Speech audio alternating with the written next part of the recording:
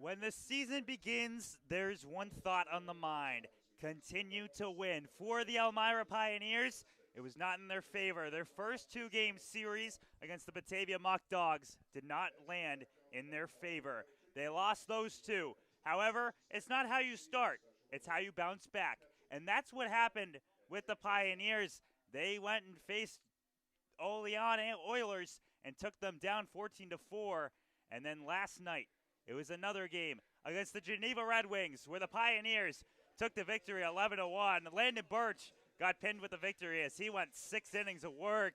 And now they get ready to face a team that is looking to take over the West Division. It's the Niagara Ironbacks coming up here as we look at the West Division standings. Auburn remains undefeated at 3-0. They take the lead at a 1,000 win percentage. Jamestown follows them at 6-1.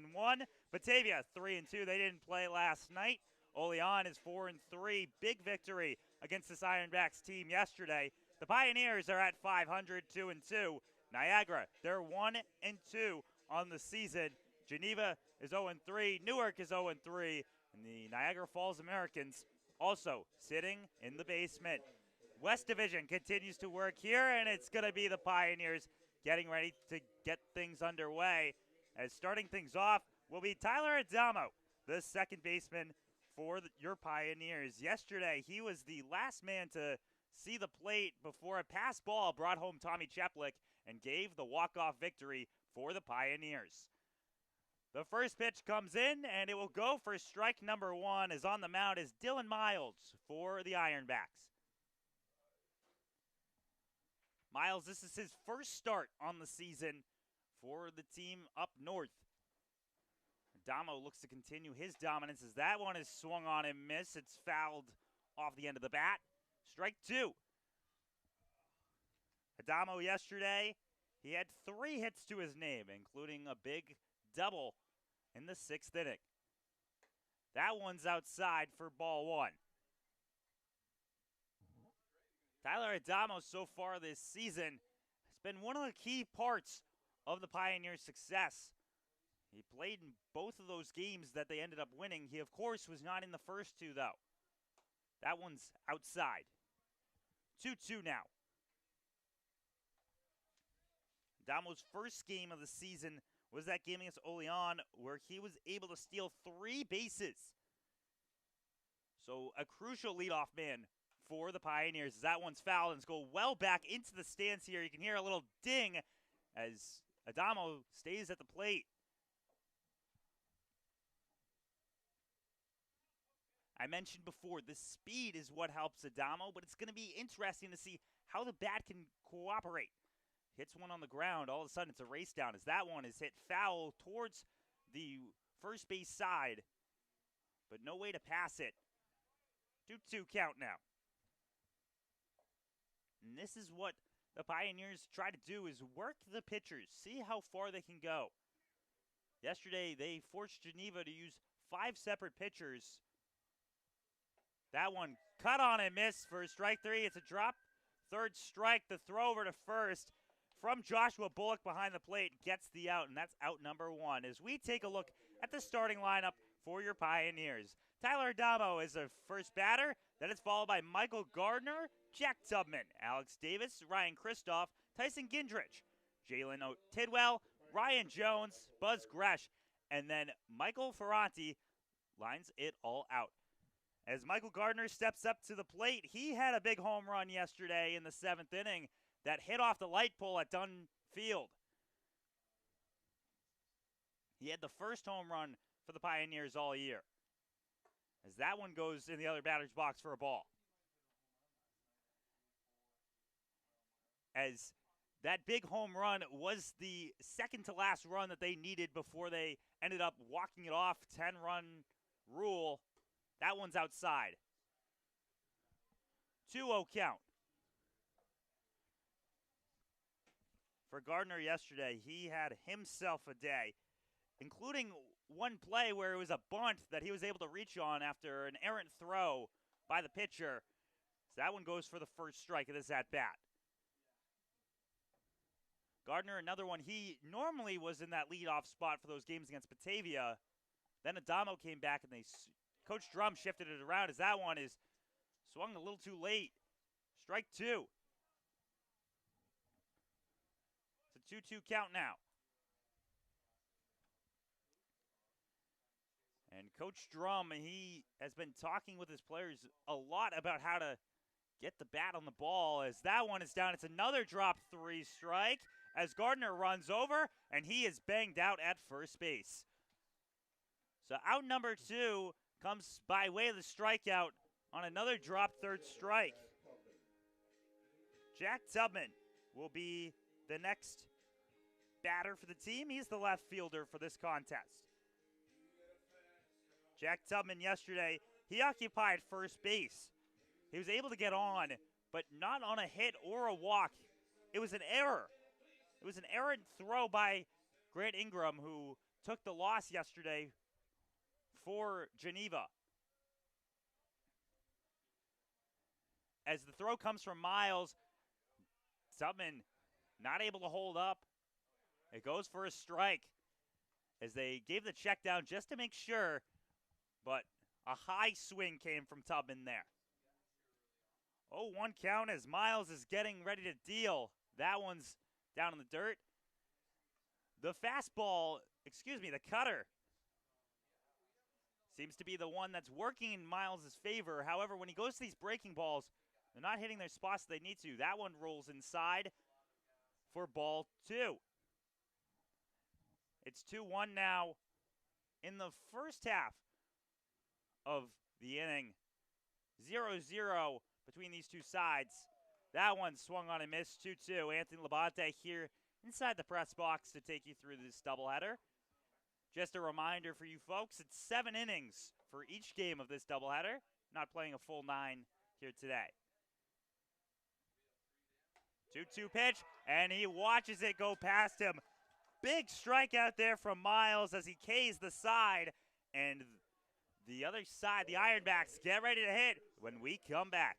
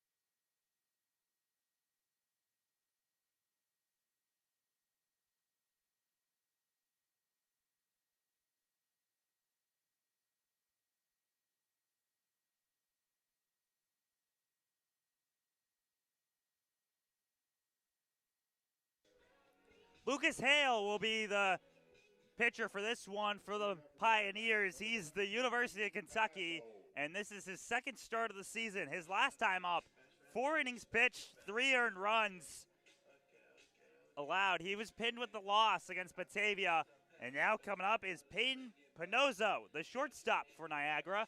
As we look around the horn here, Alex Davis is at third. Michael Gardner plays shortstop. Tyler Adamo sitting at second base. Ryan Kristoff is at first. Ryan Jones is doing the catching, and then in the outfield from left to right, Jack Tubman, Michael Ferranti, and Tyson Gindrich. As Peyton Pinozzo is up now to go, as Hale gets ready for his first pitch as he sends a heater outside for ball number 1. 1-0 count now comes for Pinozzo, and this Niagara team, they look to continue after a tough outing yesterday. It's 1-1 count now.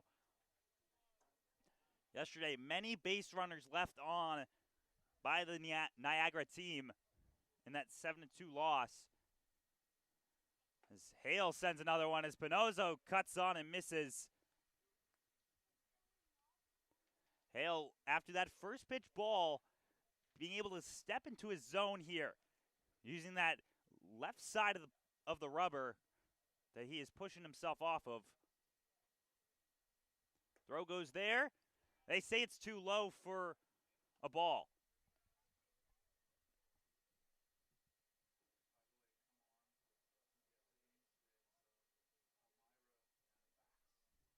Two-two count. That one goes low, and trying to block that one is Jones. The count is now full for Pinozzo.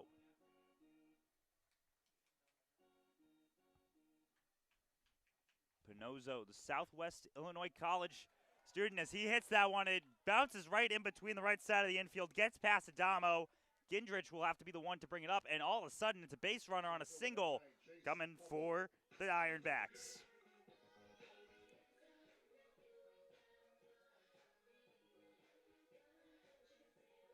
Now up to bat is Chase Hubel, who's playing in as the center fielder here today. In the bottom of the first, Lucas Hale stepping up here. So that one goes low for ball number one. Yesterday for Landon Birch, it was one of those games where he was able to escape from some base running situations. The only run that ended up scoring came by way of a balk, as the throw over there from Hale does not go in time. Kristoff not able to apply the tag quick enough. He's getting back there to first was Pinozzo. It's Chase Hubel, the center fielder. He was a late addition to the lineup. As that one goes in, he swings on and misses. Comes to the inner part of the plate. Can't get it on the hack. So on the third base line, it's the manager, Richard Griffin, who is the third base coach for today. As that one goes, Jones throws it deep, hits Adamo, and a tag out at second base comes right in time. Pinozzo didn't have a chance on that one. Adamo gets the tag off the Jones throw for the first out of the inning.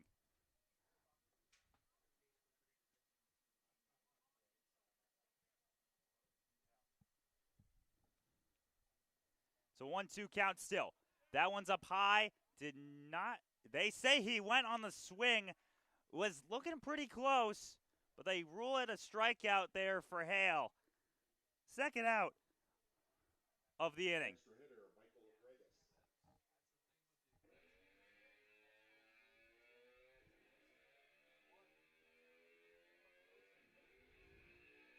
Now up to bat is going to be Michael Gregus, the extra hitter.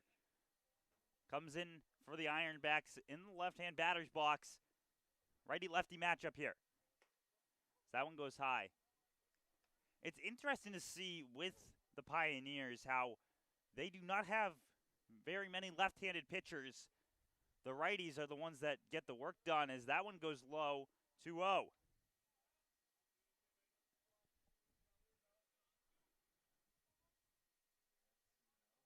Michael Gregus enters into this one from Exeter. As he hits that one hard, it goes in between and past Alex Davis right towards Tubman.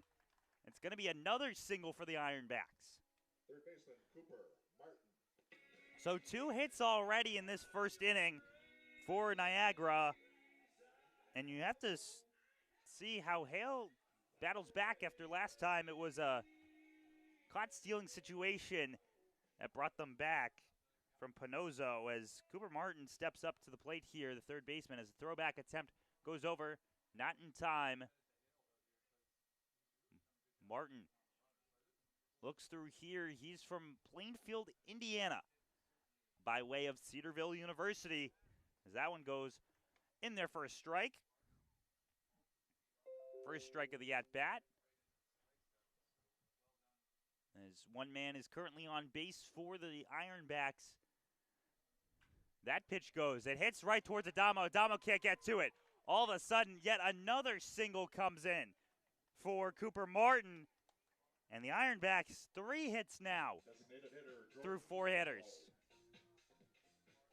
And up is Jordan Gallo to try and take this one forward. But it's men in scoring position now for the Ironbacks, as Gallo gets ready to swing here. It's going to be an interesting one. See how the Ironbacks end up scoring, considering last time they weren't able to put through. Gallo so far this season, he has 1 RBI to his name on 2 hits. His first pitch goes in there for a strike. Gallo has played 3 games so far this season, all 3 for the Ironbacks. He's hitting .400. That one's outside for ball 1. 1-1 count. As you see over there, Michael Grigas at second base. He runs back to his spot as Hale stepped off the rubber. As Jones and Hale begin to set up. That one goes in there for a strike. And Gallo looks back at the home plate umpire in disbelief. He did not see that one as a strike. So now it's 1-2. 2 outs here in the bottom half of the first inning. That one's low for ball 2. 2-2 count. Home plate umpire steps over to give a warning. Towards the Ironbacks side, they weren't too thrilled about that second strike call either. As Hale looks back towards second base, from the stretch there, he fouls that one off. Gallo, the designated hitter for this contest, trying to get those 2 ducks on the pond back home. As Hale looks back towards Adamo, who shades a little bit in. That one goes in there. Strike 3 call, and that's the 3rd out of the inning. Second strikeout there for Lucas Hale, and we'll take a brief pause here in the action before your Pioneers go up to bat. The Elmira Pioneers are sponsored by AIM Independent Living, AJ's Outdoor Power Equipment, Ann's Pancakes, Centralis Health, Blaze Brockway, Bully Hill Vineyards, CAF USA, Casa Trinity Prevention, Chemung Canal Trust Company, Chemung Supply, Coca-Cola, Council Rock Wealth Advisory Group, Dandy Mini Marts, Elm Chevrolet, Elmira Heat Treating, Chemung County Family Fitness Center, Finger Lakes Federal Credit Union, FM Howell, Glove House, Guthrie, Hilliard Corporation, Honeybee Made, Jubilee Foods, Kahuna's, Kennedy Valve, M&T Bank, Martha Lloyd Community Services, McDonald's, Papa John's, Pathways, Pinecroft, Rodney J. Strange, ServPro, Serve You Credit Union, Sheddens, Solutions Credit Union, Southern Tier Custom Fabricators, Susan Minchin Dentistry, Swan Morse Insurance, Texas Roadhouse, Tom's South Corning Collision, the United States Army, the United States Navy, Vasco Brands, Wegmans, Wise Markets, Well Now Urgent Care, WETM, Wiggle 100, and Woodbrook Assisted Living. Thank you for sponsoring the Elmira Pioneers, and go Pios. Alex Davis comes into this one at the plate to take this one forward in the top half of the second inning for the Pioneers. Lucas Hale able to get out of that last one, allowing 3 hits in that one. Davis gets ready to square up here as Dylan Miles sends first pitch in there for a strike.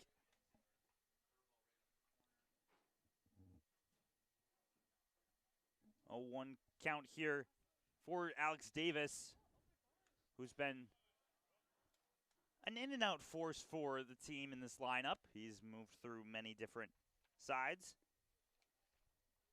His last time playing for the squad was that game against Batavia where he had a single. 0-2 though. Low. 1-2.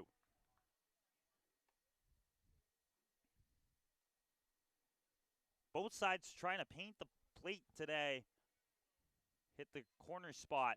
As that one is hit hard by Davis. It goes in between the outfielders and Hubble and Mugen, as all of a sudden Alex Davis, he's got a double to his name. First hit of the day for the Pioneers comes off the bat of Alex Davis. And coming up to the plate now, Ryan Kristoff steps up to get things rolling here. Josh Bushard and Chase Hubble there in the outfield, not able to make a play in right center. It's now a man just across the diamond. Pioneers looking to score early as they have in the past couple games, as their first pitch goes for a ball too high.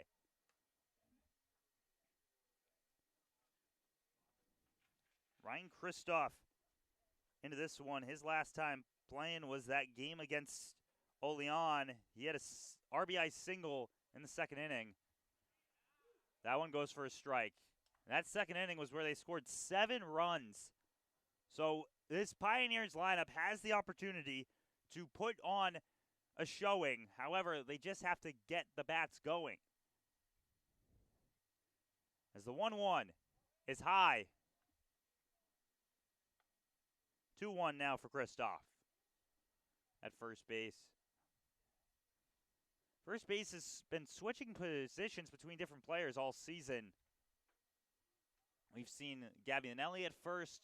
We've seen Kristoff at first. That one's fouled back above the screen here and hits off. And we also saw Tubman play first yesterday. It's 2-2 now for Kristoff.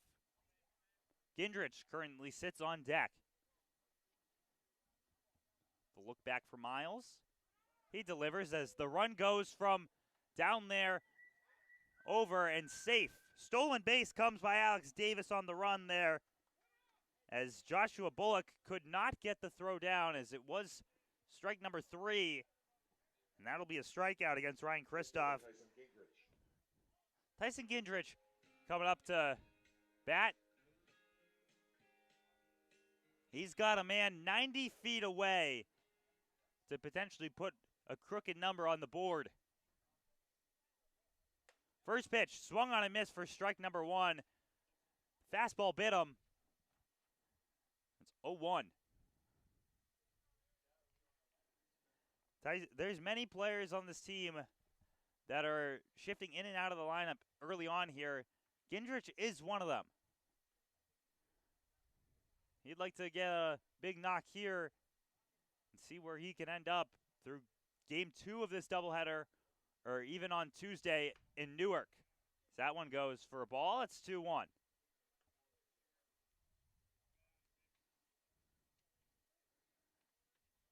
Tyson Gindrich, his last time on the road was the Batavia game where he had a single of his own. That one's cut on and missed. 2-2.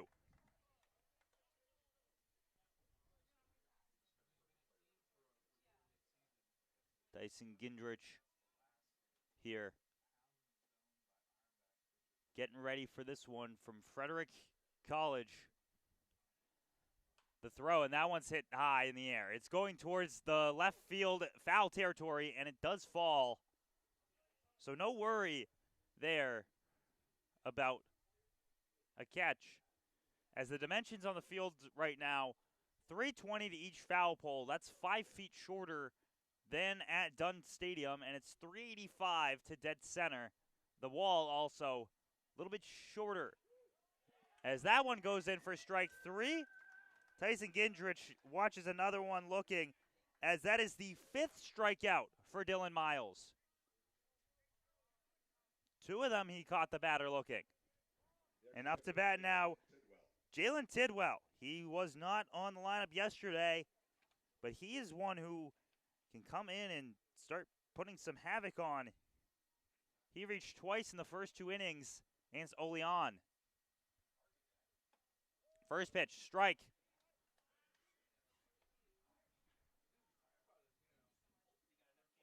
Two outs here, top half of the second. As looks as though the Pioneers hope not to leave another man on base. A struggle they've had all season. That one's outside, 1-1. Lucas Hale, the starting pitcher for the Pioneers here today. He's getting ready to go following out number 3 of this top half of the inning. He was able to hold off a 3-hit inning. So that one's fouled back. 1-2. Jalen Tidwell. He just got underneath that one and hit it straight backwards. The infielder is playing back deep. So that pitch is down in the dirt. Being able to block that one is Bullock, and that's important given yesterday's occurrence where it was some difficulty behind the plate for Ben Buxton. The pass ball ended it after Tommy Cheplik crossed home plate.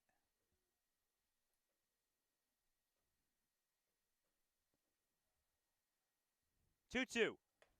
That one's high. It's full now.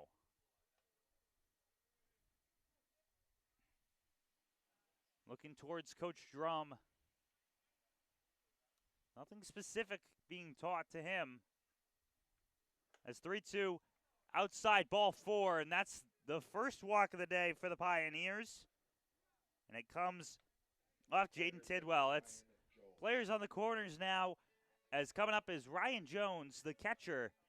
His second time catching on the season for the team. This is one of the few games where Brandon Dubak is not in the lineup.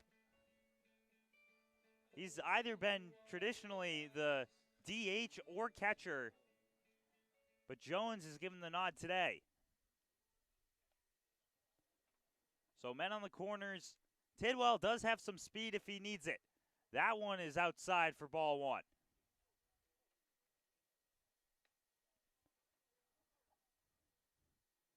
Not traditionally seen the double steal attempt come from the Pioneers. It was something that defensively they had to work on after the Batavia game and seemed to have worked a little bit better through the last 2. So that one's high for 2-0. But offensively, it's not often that they are in this sort of situation. When they do have men on the corners, generally it's first pitch swinging for a strike or maybe even a hit. So that one goes. It's swung on and missed. 2-1 count now. The breaking ball there caught up to Jones. So he gets ready here. 2 outs. Top half of the second. Pitch comes. That one's hit hard and foul towards the first base dugout. Jones remains alive in this at-bat. He's got the navy blue on today. Pioneers, their road jerseys, that navy blue with the white lettering. Jones gets in his stance. Throw there. They rule it high. 3-2, just above the letters.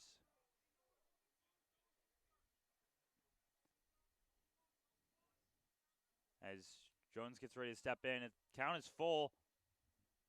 Another walk would load the bases. As Miles gets ready to deliver.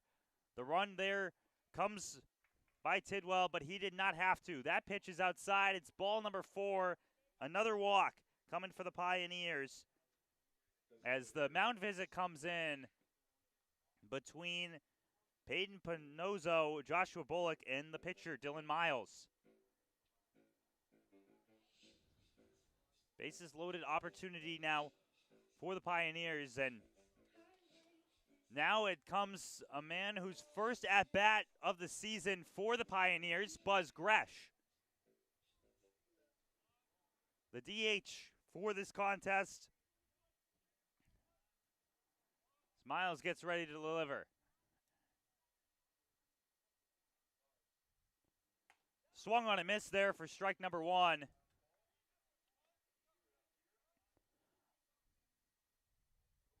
Buzz getting ready to step up here as Miles takes a step off the mound.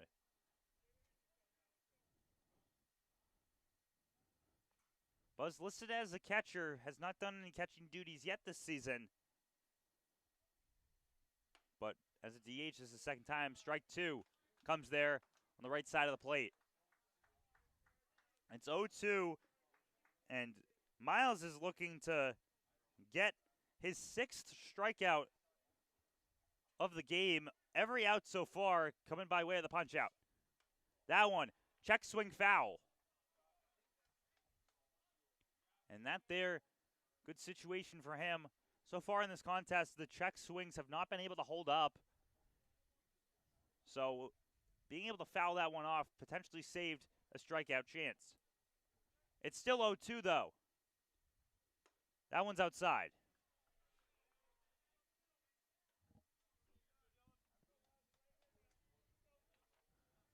Alex Davis sits at third base. Jalen Tidwell sits at second, and Jones just got walked, and he's on first. One swing of the bat opens this game wide up. Miles hopes to stop that as the pitch goes in for strike number three.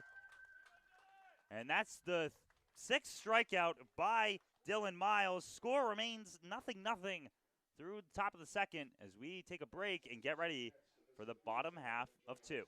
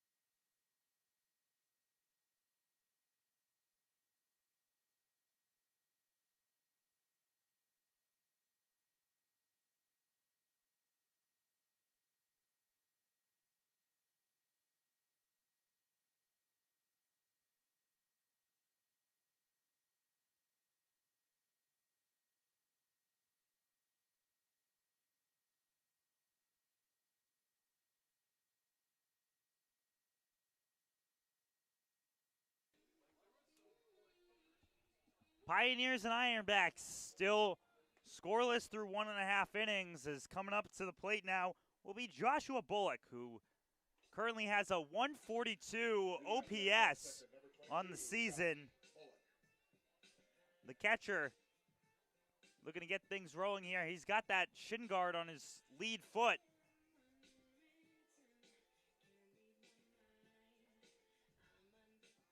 As taps the helmet and just waiting on manager Griffin to get over towards the third base line.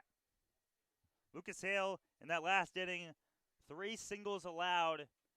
However, he was able to get a pair of strikeouts, and one batter was caught stealing as that one falls outside for ball one. Lucas Hale, in his last appearance, as I mentioned before, he allowed 3 hits. That number already reached here today as that one goes for a strike. This Ironbacks team looking to bounce back from a 7-2 loss yesterday to the Oilers. That one's hit high in the air. It goes right over the head of Gardner. Not able to catch up to it is Michael Ferranti in center field, and has to throw it back in. It's yet another single coming in for the Ironbacks as Nolan Phelan steps up to go. He's in left field here today, trying to get things through. And Phelan, this is one of his first at-bats of the season. Phelan, the outfielder who goes to Finger Lakes Community College and is going over to Brock University as he wears one on the shoulder. Easy way to get on there. It may not be the safest one, but either way, it's now 2 on now for the Ironbacks. And up to bat now comes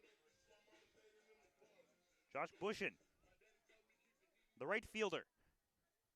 He's got a man in scoring position. Hale still has no outs in this inning. That one's up high. At the eye level for ball number 1. As it comes in here, Hale looks back.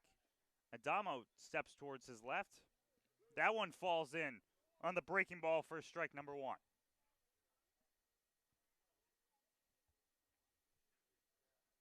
One of the difficulties here with being a right-hander is you don't get to see first base as easily. That one's hit off the plate, rolls on over there to Gardner, who does not have enough time to send it over to first. It's an infield single, and just the only way an infield single could potentially happen here. It's a bouncer up in the air. And the Ironbacks bounce allows for bases loaded with Bryson Brodinger coming up to the plate. Joshua Bullock is sitting at third base. Nolan Phelan is at second, taking a lead. First pitch, swung for a strike. Ironbacks already with 5 hits in the contest here in the first half of this doubleheader. Once again, only 7 innings here today as that one goes down for a ball. 1-1 count. 1-1, no outs here in bottom half of the second.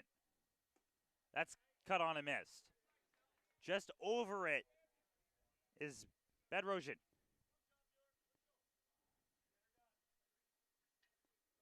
The infielders play 2 in, 2 back as the outfielders remain in medium length as that one almost hits the back foot of the first baseman, but does not. It's ball.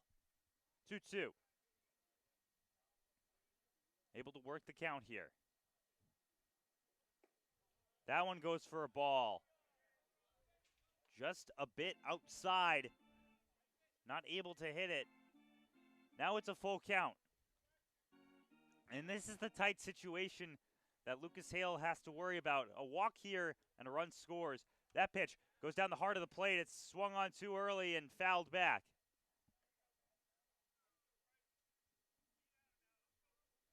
It remains 3-2. Still, with no outs, it's a force at any base. Hale delivers. That one's hit hard. It heads on over to Kristoff, who can't catch it at first. Trying to get up to it is Adamo at second. 1 run scores, and driving it home is Nolan Phelan for the second run, and the Ironbacks go up 2-0 over the Pioneers. So it's a 2-run RBI for Bryce Bedrosian. And Niagara takes the lead here as they have men on the corners. Still no outs for the Pioneers.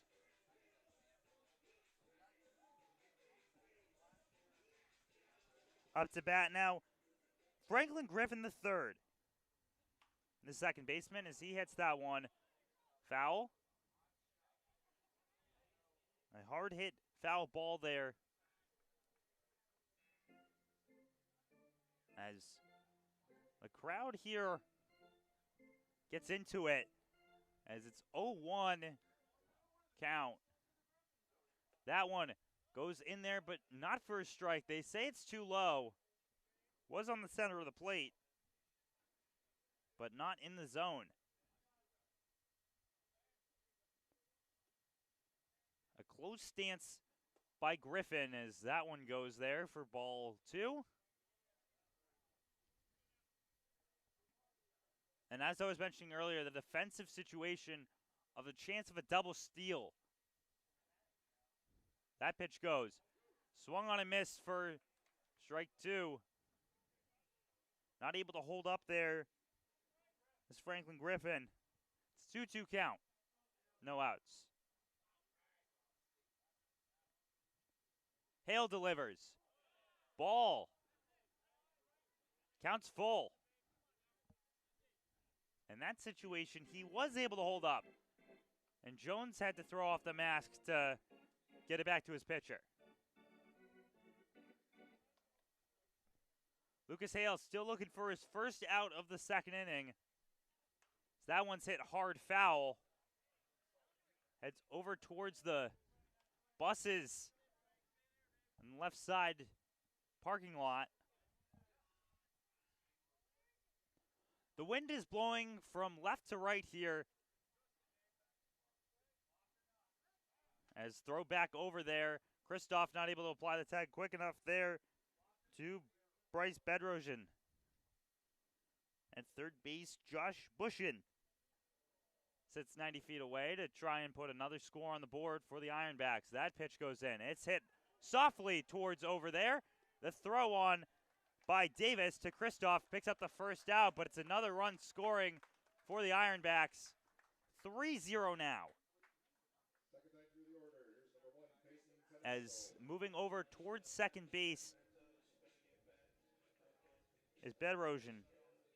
But a sacrifice hit there puts a run on the board as Peyton Penrose steps up to bring the top of the order. Sends the lineup card back to the top. He hopes to get up here. He had a single in the first inning, was caught stealing, though. His first pitch goes for a ball. 6 hits now for the Ironbacks through 1 1/3 inning. That pitch goes in for a strike. The breaking ball goes in there for the strike. Now it sticks on the board. 1 ball, 1 strike, 1 out. The throw is that one's hit hard. Bat broken, but it will fall in front of Gindrich for a hit. It's a broken bat single there by Pinozo. And Chase Hubble comes up once again, runners at the corners. First broken bat hit we've seen here against the Pioneers. It comes as Niagara knocks on the door once again of scoring some more runs.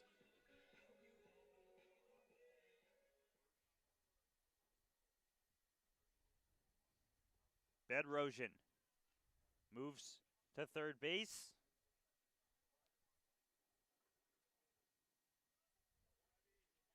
As they remain pretty center, the outfielders, as that one goes up high.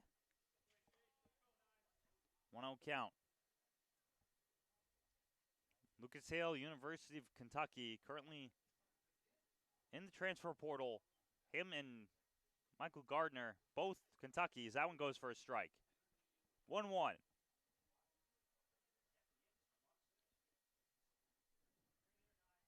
Second inning, a big scoring one for the Ironbacks. They already have 3 on the board just in this inning alone. That one goes for a ball. And right here, Hale's looking to get some sort of ground ball that Gardner can flip over for a double play. That one goes for a strike.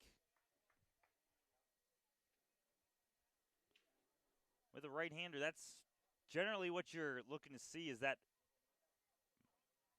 pull side. being the spot of comfort as that one goes for a ball. Full count now.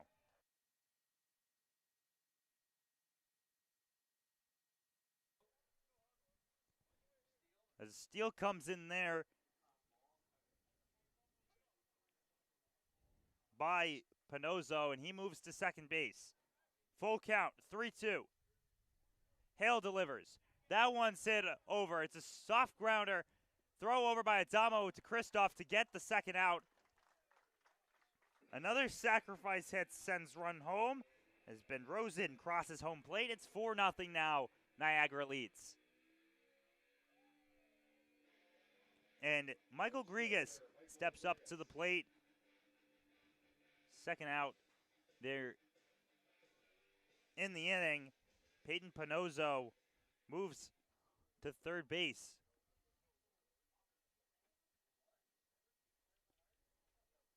The throw from Hale. That one's hit hard, and it goes into the outfield. Another hit sends home the runner. And that's another run coming in for the Ironbacks. It is 5-0. A single by Grigas, an RBI single at that.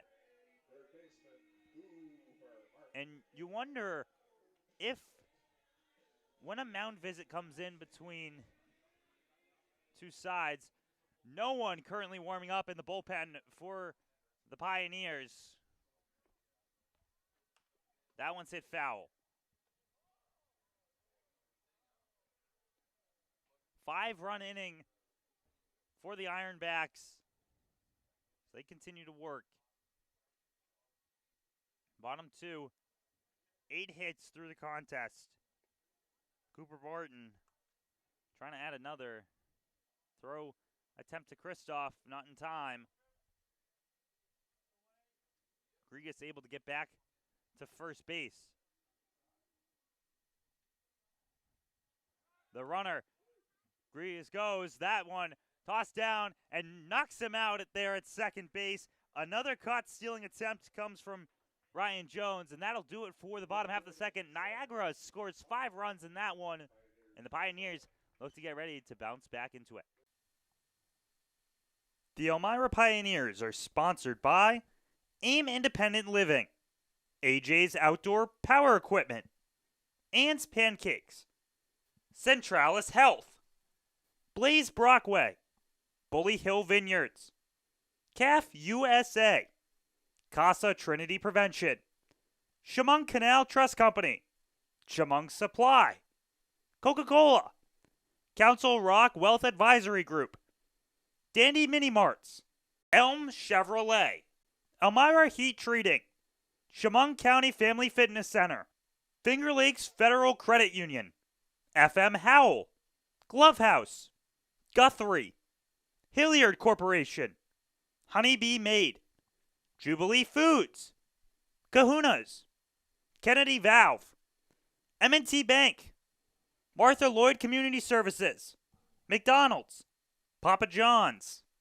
Pathways, Pinecroft, Rodney J. Strange, ServPro, Serve You Credit Union, Sheddens, Solutions Credit Union, Southern Tier Custom Fabricators, Susan Minchin Dentistry, Swan Morse Insurance, Texas Roadhouse, Tom South Corning Collision, the United States Army, the United States Navy, Vasco Brands, Wegmans, Wise Markets, Well Now Urgent Care, WETM, Wiggle 100, and Woodbrook Assisted Living. Thank you for sponsoring the Elmira Pioneers, and go Pios.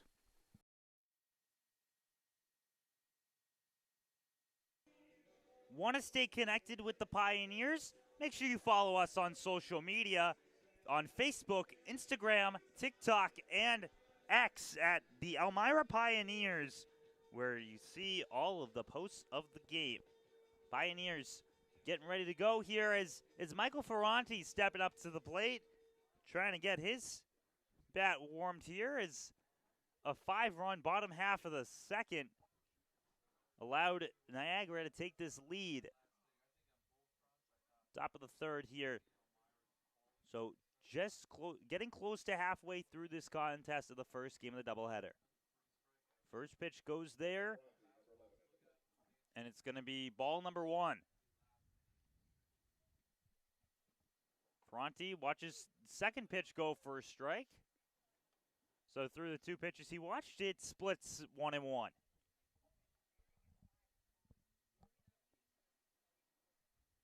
Dylan Miles, 6 strikeouts so far this game. That one's cut on and missed. On pace for 21 strikeouts in this contest. As that one goes, the bat is swung on, missed as the bat flies out of the hand. Number 7 comes in for Dylan Miles. And it's now Tyler Adamo to come out here for the Pioneers. He struck out his first time up on a drop 3 strike. Was not able to get over to first base. As Miles gets ready to throw.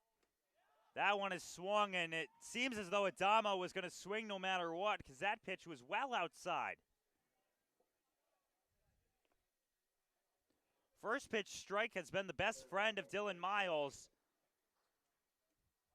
As this is his first start of the season here for the Ironbacks, as that one goes low. 1-1 count. 1 out here in the contest. As that one's hit hard by Adamo, goes into right field, but will land right in the glove there of Josh Bushin for out number 2. So the first out of the contest of the Pioneers that does not go by way of the strikeout comes off a hard hit fly ball to the right fielder, an F9 if you're scoring at home. Is now up to bat, Michael Gardner. He struck out earlier. Once again, though, he has that power. He hit a home run last night to put double digits on the board for the Pioneers as that one goes for a strike. And Dylan Miles right now, he's been dealing. That pitch goes, strike 2, 0-2 count.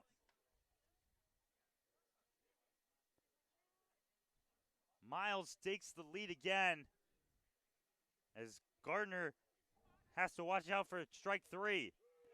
Like that there, he watches it go. Yet another strikeout. That's strikeout number 8 for Dylan Miles as we take a break as Pioneers get out there and Niagara gets ready to bat.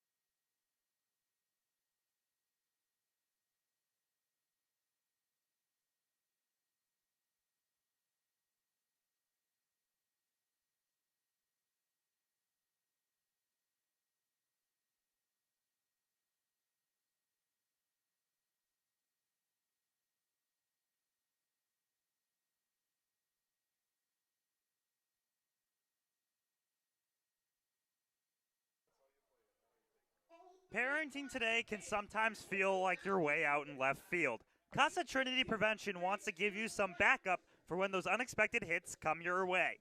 The Triple P Positive Parenting Program for families is designed to help parents step up to the plate with confidence.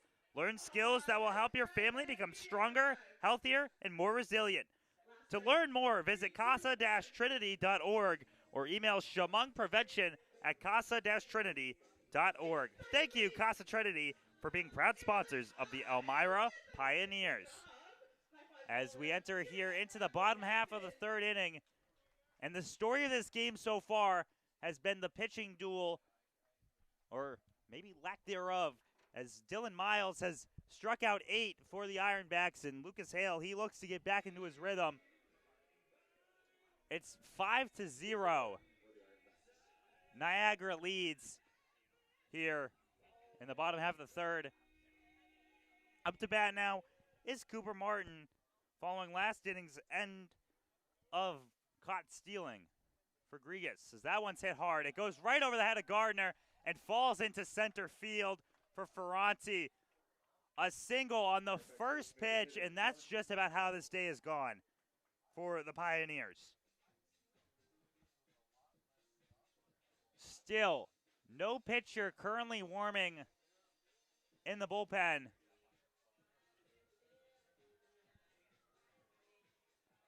Have to wonder what could be the intention for Coach Drummond, Nasty Nate, as they're the lone two here today for the Pioneers coaching staff. As that one goes for a ball, it's 1-0.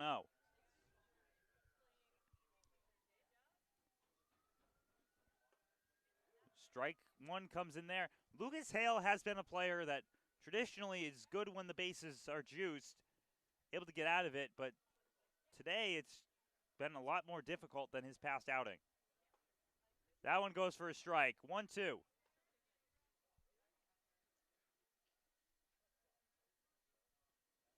Looking to get his first K since the first inning when he struck out Jordan Gallo.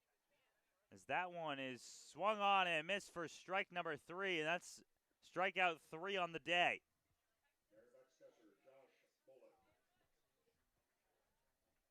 Josh Bullock is now up to bat. Bullock earlier today had a single in the second inning. He ended up rounding that base path, being the first run that scored in the contest. The throw goes there, down low for a ball.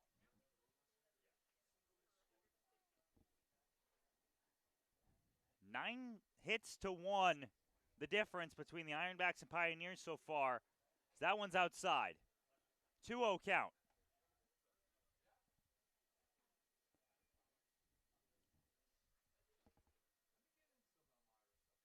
Joshua Bullock enters into this contest. From Toronto, Ontario. So a native to the area. 2-0 count. As Hale pitches and gets the swing there from Bullock. As Hale looks to get the second out of the inning, following that strikeout beforehand. If he's able to get out of this one quickly, as that one's hit foul, trying to run there with Cooper Martin. If Hale's able to get out of this one through 4 batters, so if he just knocks down the next 2, will be his best inning of the outing so far. As in the first inning, he had faced 5. That one's outside. 3-2.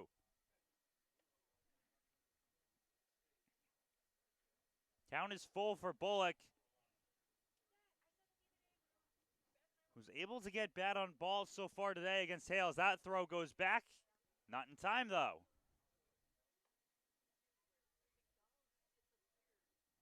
Three-two.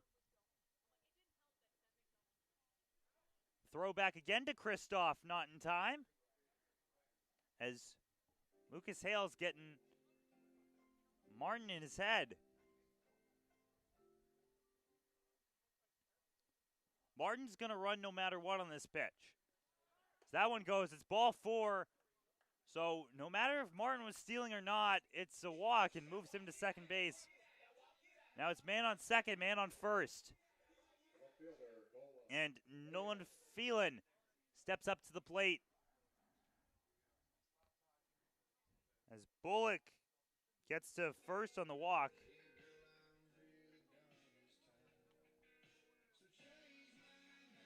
And the step back there. Looking to get things rolling.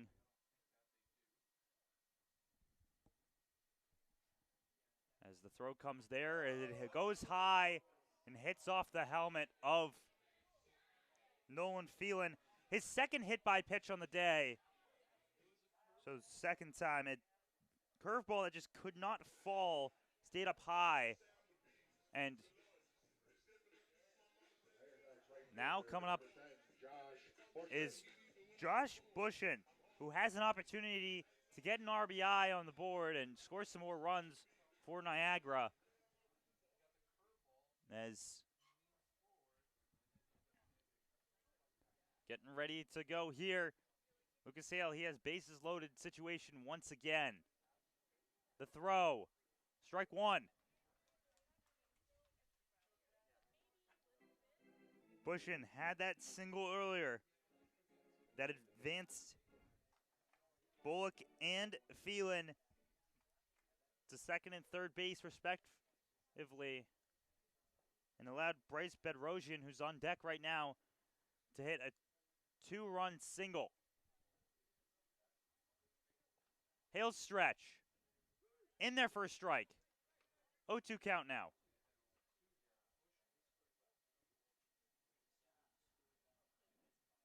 As walking over into the pen now, there will be an arm. As that one goes on, it's no good. It's 1-2.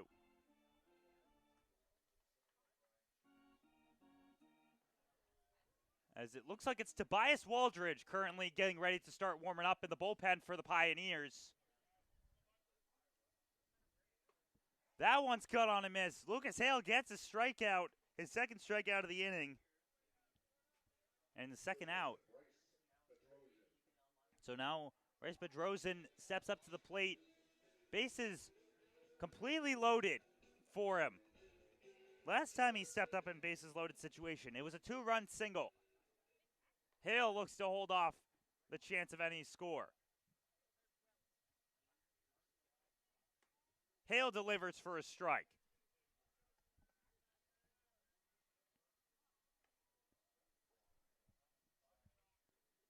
As stated before, Tobias Waldridge, currently the right-hander, warming up in the Elmira Pioneers bullpen, as Hale has been able to get two strikes in the at-bat.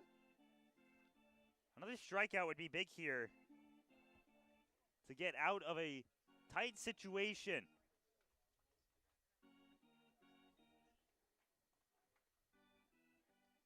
Oh, 0-2 count.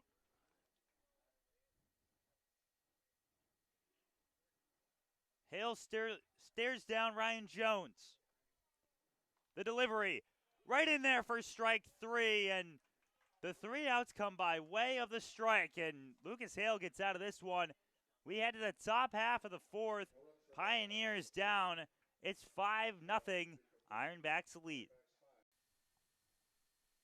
The Elmira Pioneers are sponsored by AIM Independent Living, AJ's Outdoor Power Equipment, Ann's Pancakes, Centralis Health, Blaze Brockway, Bully Hill Vineyards, CAF USA, Casa Trinity Prevention, Chemung Canal Trust Company, Chemung Supply, Coca-Cola, Council Rock Wealth Advisory Group, Dandy Mini Marts, Elm Chevrolet, Elmira Heat Treating, Chemung County Family Fitness Center, Finger Lakes Federal Credit Union, FM Howell, Glove House, Guthrie, Hilliard Corporation, Honeybee Made, Jubilee Foods, Kahuna's, Kennedy Valve, M&T Bank, Martha Lloyd Community Services, McDonald's, Papa John's, Pathways, Pinecroft, Rodney J. Strange, ServPro, Serve You Credit Union, Sheddens, Solutions Credit Union, Southern Tier Custom Fabricators, Susan Minchin Dentistry, Swan Morse Insurance, Texas Roadhouse, Tom South Corning Collision, the United States Army, the United States Navy, Vasco Brands, Wegmans, Wise Markets, Well Now Urgent Care, WETM, Wiggle 100, and Woodbrook Assisted Living. Thank you for sponsoring the Elmira Pioneers, and go Pios.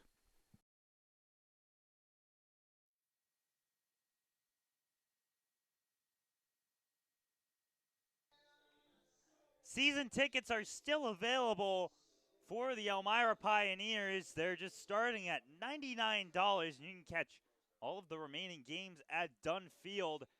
The phone number to call for information is 607-734-2690. We'd love to see you at Dunn Field as this one on the road. It's the top of the fourth inning. Right now, the Ironbacks lead 5-0 after Lucas Hale just got out of a bases-loaded jam with his strikeout pitches. And that allows the new batter to step up here. It's going to be Jack Tubman. Tubman watches first pitch go for a strike.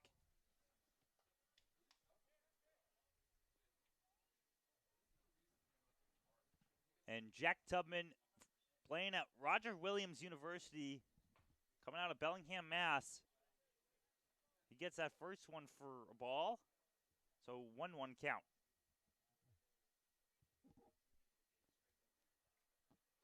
Once again, big storyline of this one is that one's hit hard foul. Is Dylan Miles' ability to get strike number 3. So far in the contest, he's gotten 8 of them. That one is number 9. 9 strikeouts coming for Dylan Miles. And in this one, it's been 6 forward, 3 backwards. As Alex Davis comes up to the plate to take this one forward. Davis, the lone player with a hit for the Pioneers in this contest. He had a double, and then he stole base to get to third base. However, not able to get on the way home. As that one goes for a ball. And Davis watches the second pitch, but he swings on it. It goes high. It's going towards center field, and getting underneath that one is Chase Hubble for out number 2. So a fly out to the center fielder, and that's 2 outs quickly for the squad. Just 2 outs here in this contest that have not come off the hand of Dylan Miles. As Kristoff, he was one who watched strike 3 go by. Correction, he swung at strike 3, but he will watch first pitch go for a ball.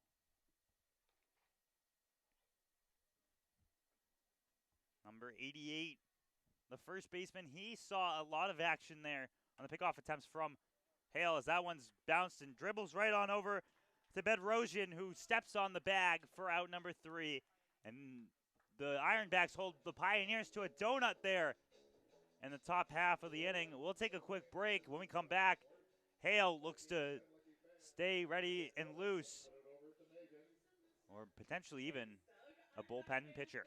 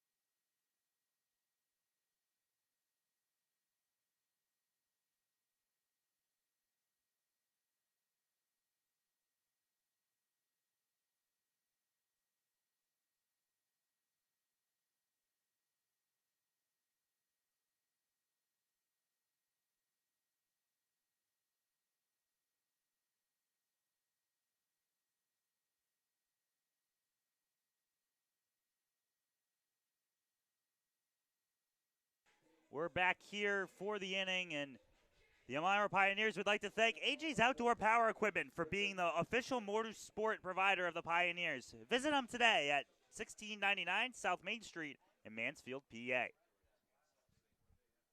Lucas Hale remains on the mound here. Last time up,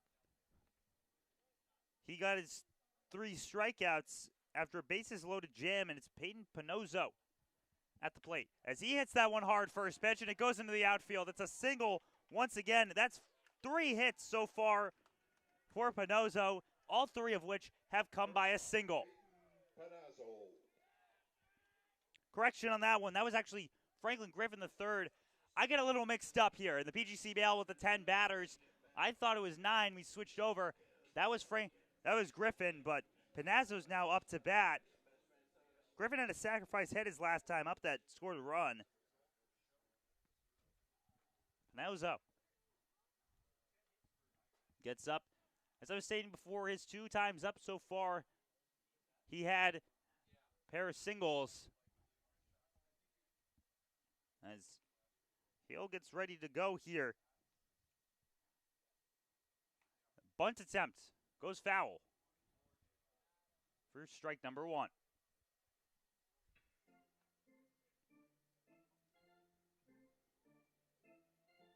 Ryan Jones flips the balls back to the pitcher and to the umpire. As the wind's picking up a little bit more.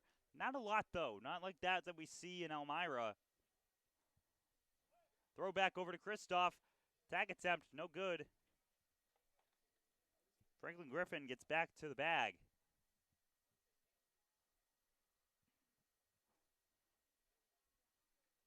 Oh, 1 count now. Hale delivers. Once again outside.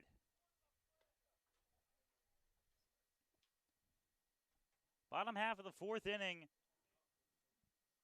Pioneers currently trail 5-0 over Niagara Ironbacks. Anthony Labonte here bringing you the call as that one swung on and missed.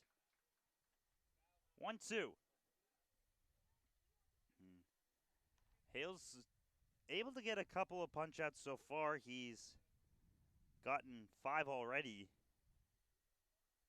I'm going to try and get another one here. Throwback attempt again. Kristoff has been riding that base for the tag attempt as Griffin takes his lead as well. Throwback over. That one's close to being in the dirt.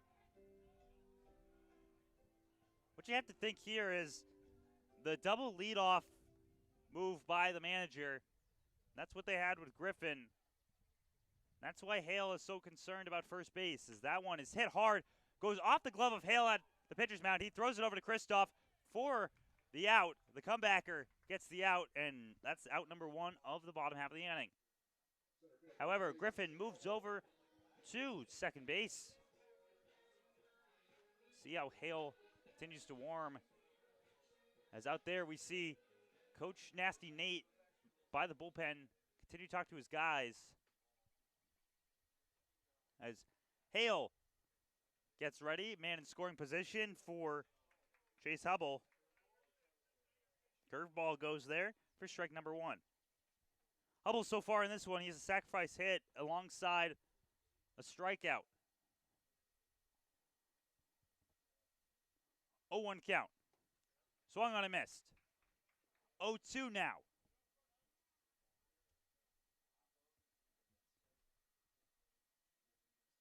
Chase Hubble getting ready to get things rolling here. He watches. The throw there. Jones throws down. Griffin gets tagged out as manager sent him running. That's there for the out. And out number 3.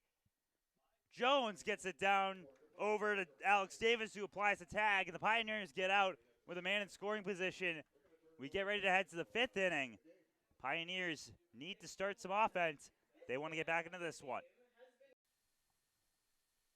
The Elmira Pioneers are sponsored by AIM Independent Living.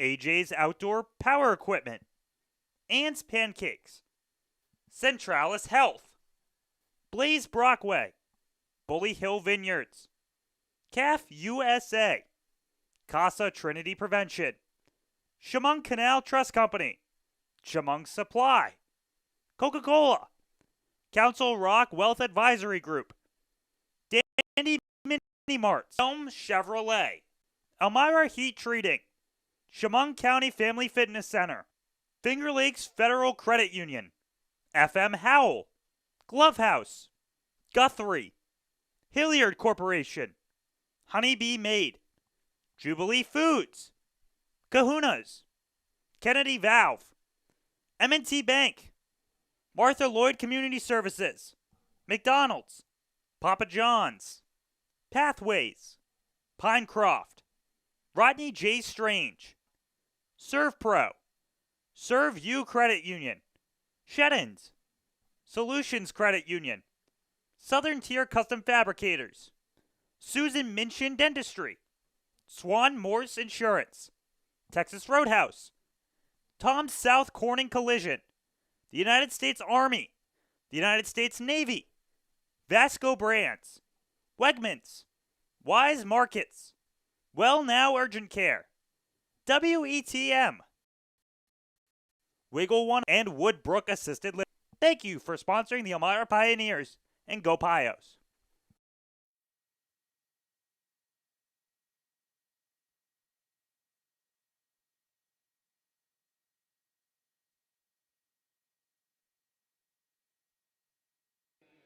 Looking for the latest Pioneers gear, hats, shirts, hoodies, jerseys, team programs, and much more? Make sure you visit the Dunfield merchandise stand when you take your visit to watch your Pioneers play. And for tickets, you can call 607-734-2690. As up to bat now is Tyson Gindrich, getting ready to start things off here in the top half of the fifth. Still looking for their first run all day. So that one goes up for ball. Gindrich, he struck out his first time up. He watched that pitch go by, and he will get here for pitch number 2. That goes for a strike. 1-1 count. 5-0 lead, Ironbacks. That one's hit foul. The Ironbacks in double digits for hits. They hit 10.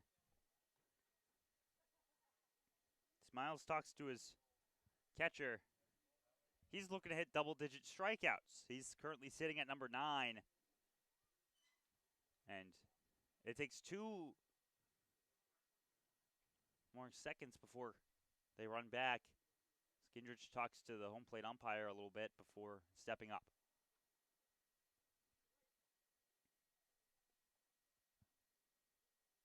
The throwdown. In there, strike 3, catches Gindrich looking. That's strikeout number 10. And Dylan Miles has been mowing down the Pioneers here today. He's only allowed 1 hit, and that 1 hit came in the second inning. Ever since, no one has been able to move any bit further on him. He's had 1 hit, 2 walks in the contest. That one's in the dirt. 1-0 now.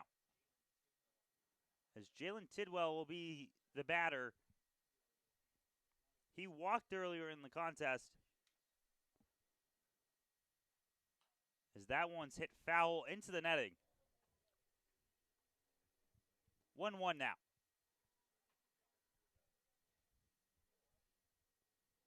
And Tidwell, he's able to get some speed on the base path. He's wearing that pink sleeve here today as that one's hit hard. It goes right on over towards Bedrosian, who flips it on over to his pitcher. And Dylan Miles steps on the bag. It's a 3-1 for out number 2. And Ryan Jones is now up. He walked as well. In the second inning, it was Tidwell and Jones walking back to back. But after that, it was strikeouts galore.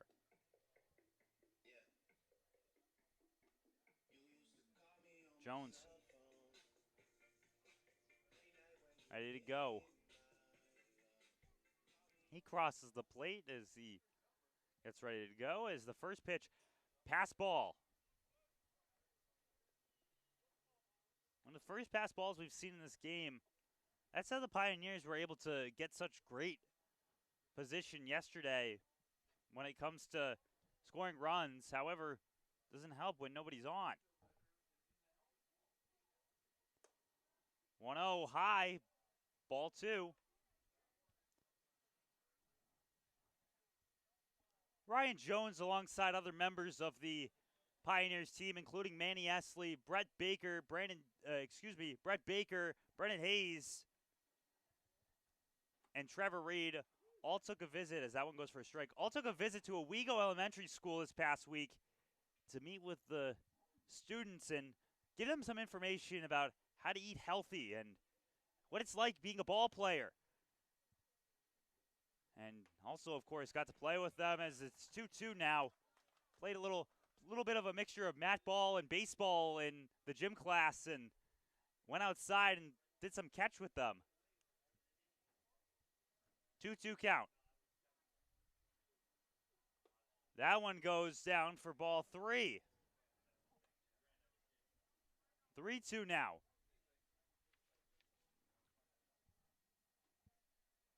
Opportunity to take his second walk of the day.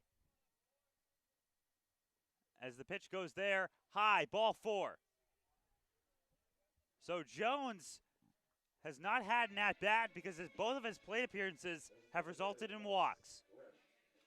And now Buzz Gresh steps up to the plate. His last time up, he struck out. Still looking to get on base for the first time this season. Of course, I can say that all day, considering this is his first game played, as that one is hit foul. Buzz has said before how clean his diet is. I mean, we spoke about how they eat healthy with the school, but Buzz Gresh has mentioned how he drinks nothing else but water. That's how he keeps himself healthy. He'll maybe mix in a little bit of electrolytes in the morning, but all water, no soda in his diet. And he hopes to take one further. It's 0-2 count as that one's hit hard. It goes down towards Griffin, who takes a step and pops it on over to Bedrosian for out number 3. So a base runner gets on, but it's a 4-3 that gets Niagara out of it. And it's going to be the end of the top half. We get back here, it'll be a new setup, and it's going to be a new pitcher. It's going to be Tobias Waldridge getting ready right after this.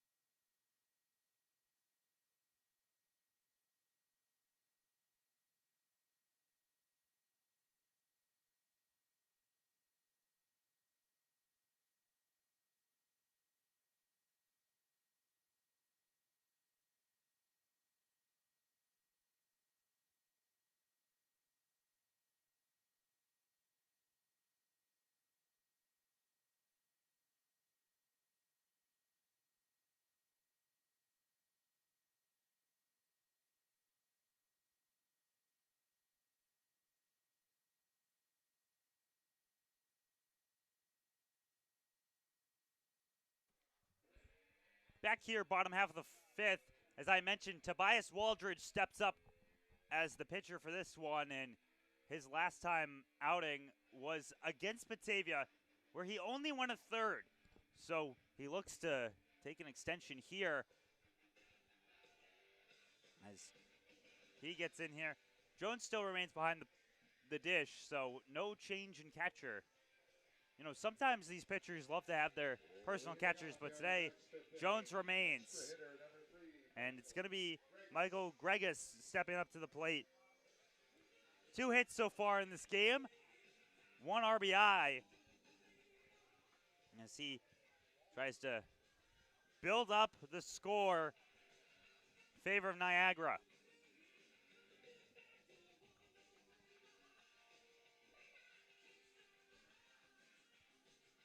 As both sides between pitcher and catcher get set up here. Waldridge, the right-hander, gets ready to deliver. High kick, strike 1. Gregus just swings to first, and once again, it's always that mentality of, do you swing at first pitch from a relief pitcher? Right there he does, and Waldridge gets a strike as that one goes. That one's hit high into the air. It's going towards left field. Calling it off there will be Tubman, who gets the first out of the inning on the fly ball. Cooper Martin now up to go. He's got 2 singles of his own. As Waldridge gets a quick first out of the inning after 2 pitches. And Tobias Waldridge, so far, he is from High Point, North Carolina. As it's a righty-righty matchup. Throw outside. Again, Waldridge had that 1/3 inning of work against Batavia. He delivers. There for a strike. 1-1. And he's got, once again, he's got that really high knee kick from Waldridge. If he extended the leg a little, if he extended the knee a little bit more, be similar to that of Dennis Eckersley. 1-2 count for Cooper Martin. This time is called right now to pick up the fouled ball. Throw from Waldridge in the dirt. Goes past. Picks up a little bit of chalk with it. It's 2-2 though.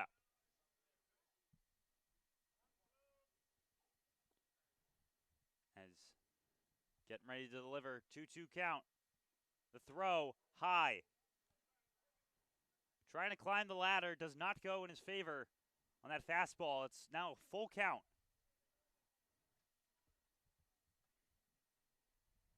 Cooper Martin gets ready with a little bit of swivel in his bat. The throw swung on and missed for strike 3, and that's a strikeout for Waldridge. Second out of the inning comes with the swing, and now Jordan Gallo steps up. He's struck out twice already against Lucas Hale. See how he does against the Houghton University righty. Righty-lefty matchup. Stare down here. Comes by Waldridge, who delivers low for ball 1.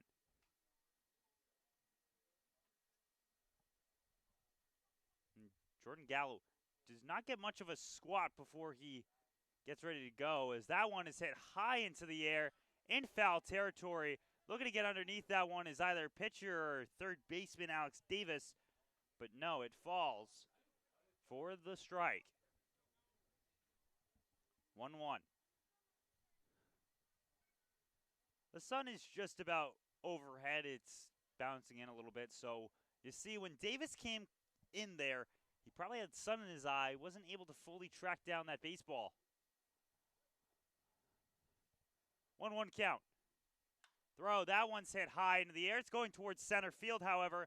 Michael Ferranti underneath it for out number 3. It's a 1-2-3 inning by Waldridge, and we head to the top of the 6th. Pioneers need to get some offense going. They want to stay in this one.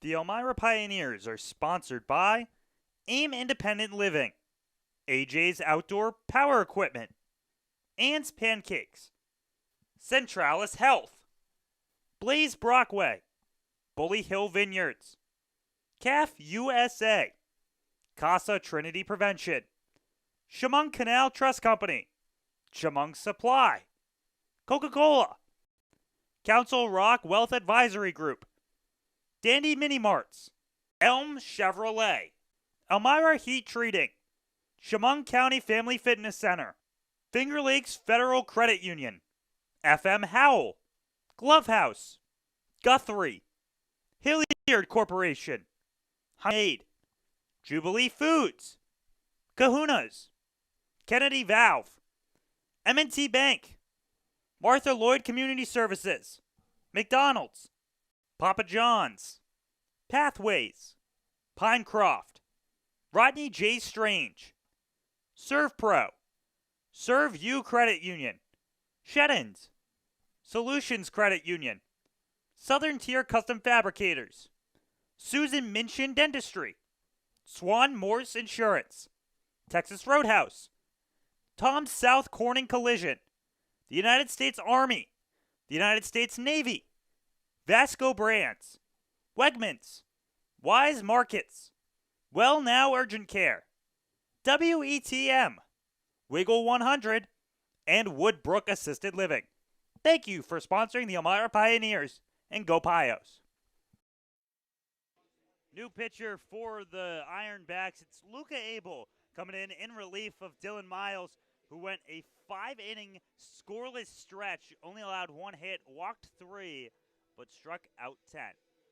It's the top of the 6th now for these two sides, and the southpaw is now at the mound.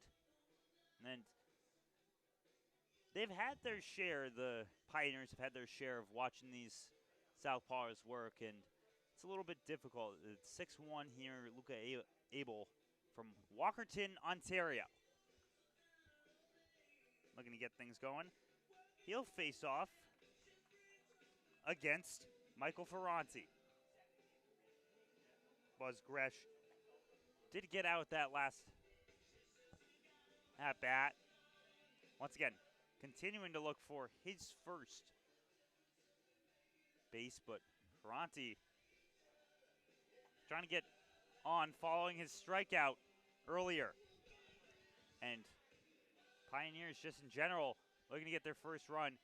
Through their last 2 games, 14 innings total, they scored 25 runs. And this one through 5, 0. It's a goose egg. We'll see how Ferranti tries to change that one up as Abel lays that arm down for his first pitch. Ferranti swings on that one and cuts it on foul. It'll head over towards the other side's bullpen. Big swing there by Ferranti to get things rolling. Trying to keep up with the fastball here.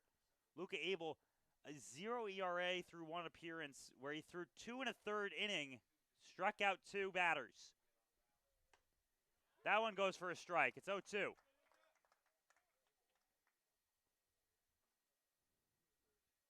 And Abel gets ready to send this one through. It's 0-2 count.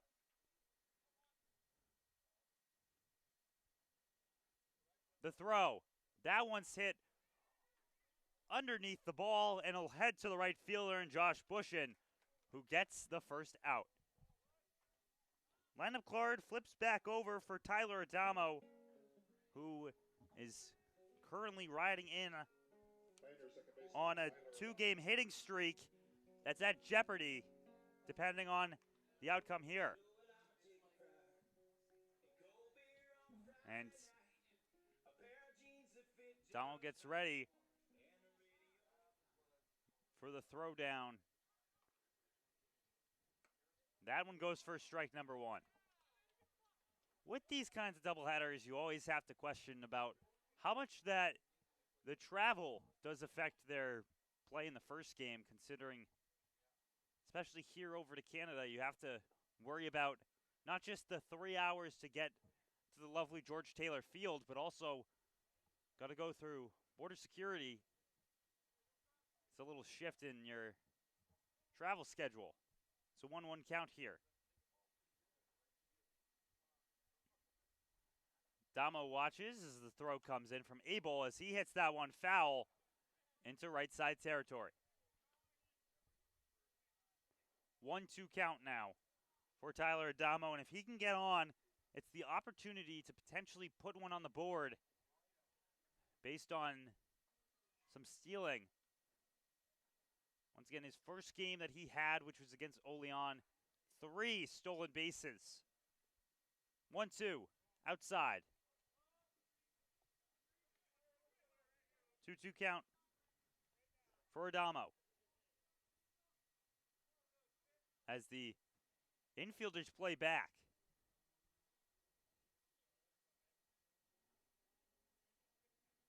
Throw there, swung on and missed for strike number 3. Another strikeout comes for the Ironbacks. Here in the top of the 6th inning, once again, the doubleheaders only have 7 innings played through the PGCBL, meaning that Pioneers are down to their last 4 outs to try and score 5 to tie it, 6 to take the lead. The throw outside. 1-0.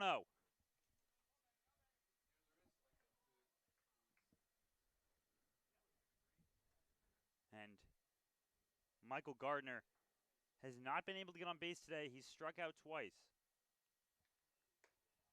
Gardner gets strike 1 on him. It's 1-1 count. That one just dotting up the corner by Abel. Pitching for the Ironbacks, their strong suit here today. That one's outside. For a team that hits as well as the Pioneers have done so these past 2 games, they were hoping to maybe string together a winning streak. Right now, that's at jeopardy. They can't score 5.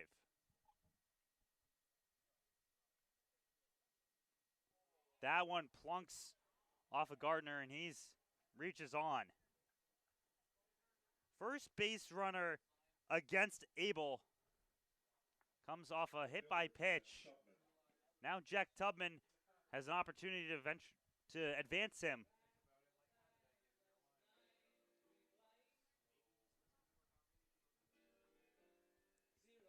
Two outs here. Top of the 6th. Pioneers still sitting with a 1 in the hit column and a goose egg in the runs column. The throw from Abel, low. Able to block it is Bullock. And, mentioning the pitching of Niagara, the catching of Bullock has also been crucial. He's been able to block just about everything that's come to him. 1-0 count. Throw there for a strike. And Abel has the benefit of man on first being a left-hander. Opportunity for a quick slide step if he wants to try and pick him off. 1-1 count, 2 outs. Running there will be Gardner. He's in there safely. Throw a little off target, but even if it was, Gardner was already on the bag. So now it's a man in scoring position for the Pioneers. And given Drum look to be aggressive. Time is out as the pitcher and catcher go to meet to discuss a course of action. This is how you hold on for 2-1 count. You can't worry about the runner at second base, especially when having such a large lead as 5.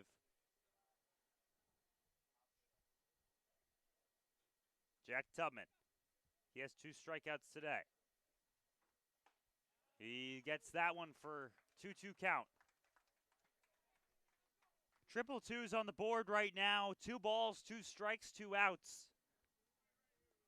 If you want to add a 4th, look at the man on second base, Michael Gardner. Dancing is Gardner. Pitches in. Bounces in the dirt. Gardner's going to run. Bullock does not try to throw it. That one gets away from him. It's 3-2 now. Ball hit towards the dirt. Bullock was not able to hold on to it.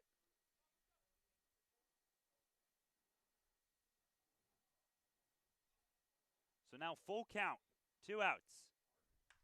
And that one's hit hard by Tubman. It goes into right field, however, where Bushing gets under it and grabs it one-handed. No runs for Elmira. We head to the bottom of the 6th. Niagara looks to extend their lead. It's 5-0 here at George Taylor Field.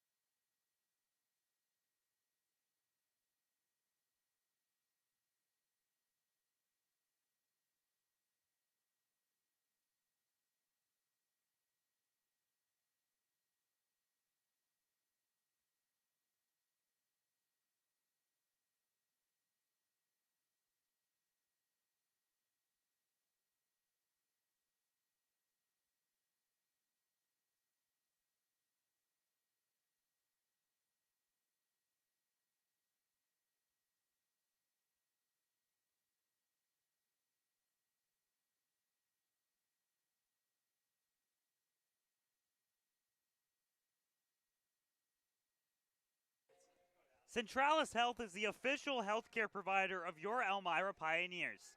Next time you need medical attention, make sure you visit Centralis Health for all of your medical needs. Thank you, Centralis Health, for sponsoring the Elmira Pioneers. As we return here in the bottom half of the 6th inning, Waldridge remains on the mound for the Pios, as they're down to 3 outs to score some runs, but they have to do so after getting through these 3.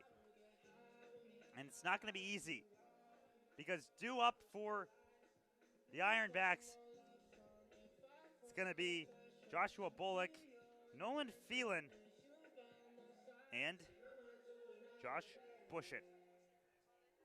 And that last time, they had a good opportunity from the Pioneers with Gardner sitting there at second base, but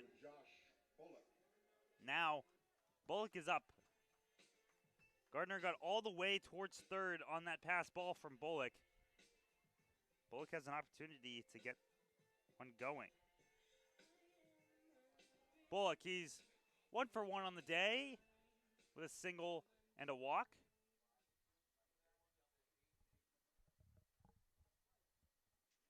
Bottom 6. This could be the last time that we see Niagara bat if Pioneers are not able to put some runs on the board in the top half of the 7th inning.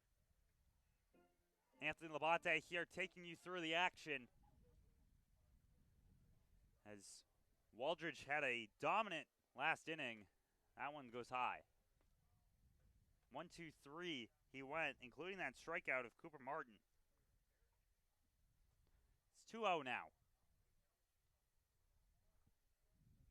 The throw from Waldridge in there for a strike.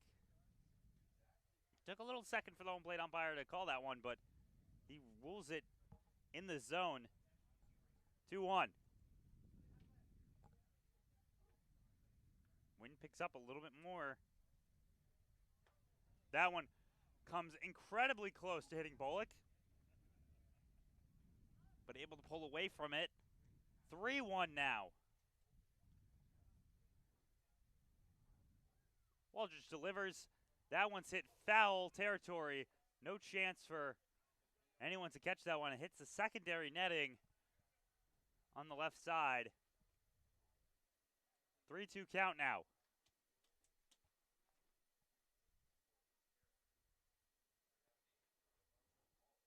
Throw. That one's hit high into the air. Getting underneath that one is Waldridge, and he makes the out. So a pop fly to the pitcher is out number 1. Nolan Phelan comes up, and he has gotten on base twice in this game, none of which coming the way that you'd probably hope. Both of them coming as a hit by pitch. As Phelan gets to the plate, and the first throw, that one's hit hard into foul territory. Try to chase after that one is Kristoff. He does not. So the 2 times he was hit by pitch, both on the first pitch. This first pitch here goes for a strike on a foul. And as getting ready up there, standing not too close to the edge of the batter's box there. So that one's hit again foul by Phelan. Phelan's just hitting these a little bit too late. And that's what's causing him to go to the opposite side of the field. 0-2. Waldridge throws that one. It's hit foul. This time he's early. And that one he got on top of it, hit off the plate, and then went out of bounds. 0-2 for Phelan, the left fielder. That one's hit hard, foul again. So Phelan's battling off a couple pitches. And he's got a good piece on his bat.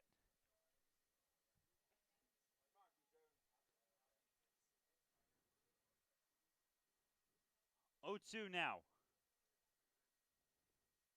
That one's in the dirt. So the first pitch of the at-bat that does not go for a strike is in the dirt. That's 5 pitches, a 1-2 count. Phelan's being able to battle. The delivery. Another low pitch. He's trying to get Phelan to chase.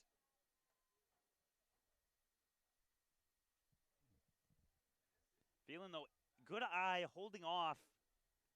And that's the kind of thing that I would do if I was the pitcher, trying to get the man chase if he swings at your first 4. That one, low. Count is full. 3-2.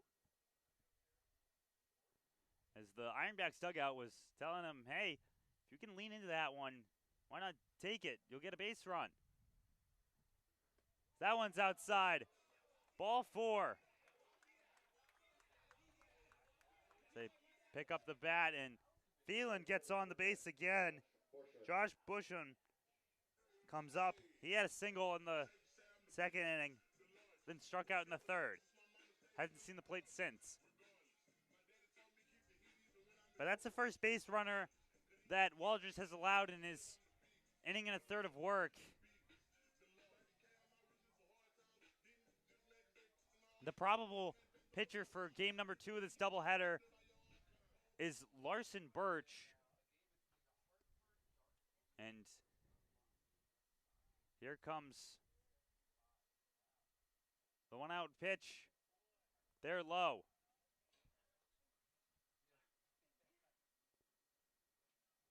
One out, 1 on for the Ironbacks.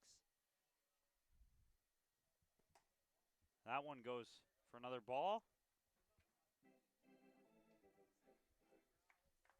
And now it's 2-0.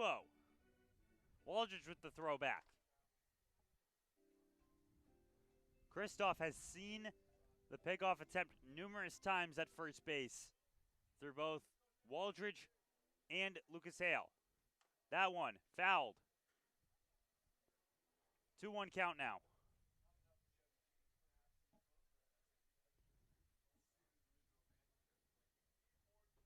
And Waldridge delivers inside. 3-1.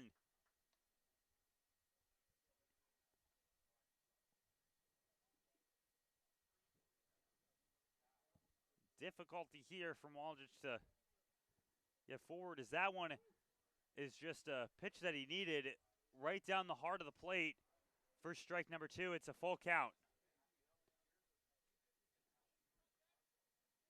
All 4 flags out in center field as that one goes for ball number 4. Second walk.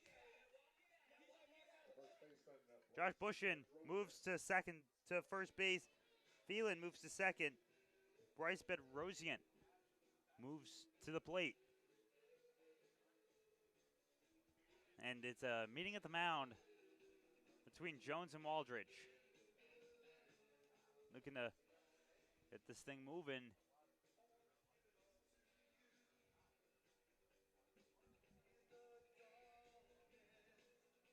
As Jones returns back. Waldridge looking to get out of this inning unscathed to the scoreboard.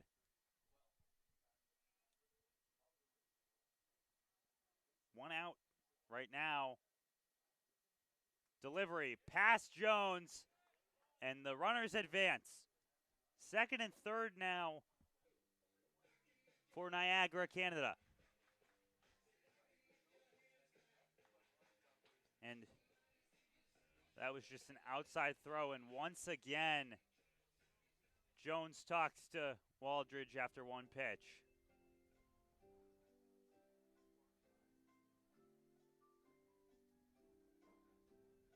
One 0 count.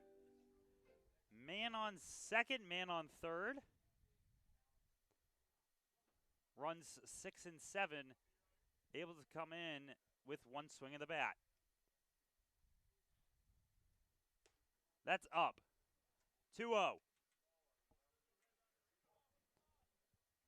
Lucas Hale started the day. He went 4 innings, allowed 5 runs, had 5 strikeouts.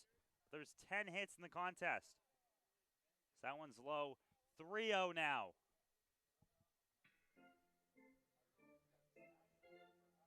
But Rosen has not had to take the bat off his shoulder.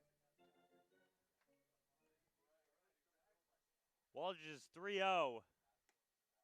In there for a strike. The fastball just to reset the count in his head. As opportunity to load the bases present now. Rosen swings at that one. It goes into foul territory. Alex Davis attempts to run after it, but it goes too far. It's 3-2 now. But Rosen, that one off the end of the bat, but went foul. Waldridge's delivery. That one's hit up into the air. It gets over Davis's head, and it gets past Gardner. Going to grab that one is Jack Tubman. A run scores on a simple single that puts another run on the board for Niagara. It is now 6-0 with men on the corners. And Frankie Griffin III comes up.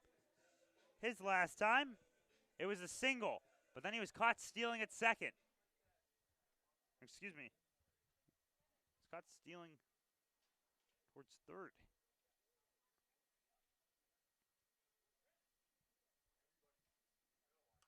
That one's fouled back. 0-1.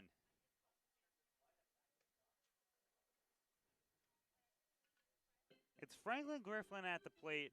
At third base is the manager there for the Ironbacks, Richard Griffin. 0-1 count. The run over. Tag as it's a double steal attempt there comes in and allows for a score. Pioneers trading out for a run as Bedrosian gets caught at second. Bushin rounds the base path. 7-0. Ironbacks lead. Bases are now empty. 2 outs, 1 strike. That one's inside. So now that lead is getting larger for the Ironbacks, and Pioneers continue to look to work. That one's hit. Not as hard as you'd like to see, but that's in time for the out. It's the 3-1, and that will do it for the 6th inning. The Pioneers, they have 3 outs to potentially tie it up or take the lead. They'll have to do so in the top of the 7th.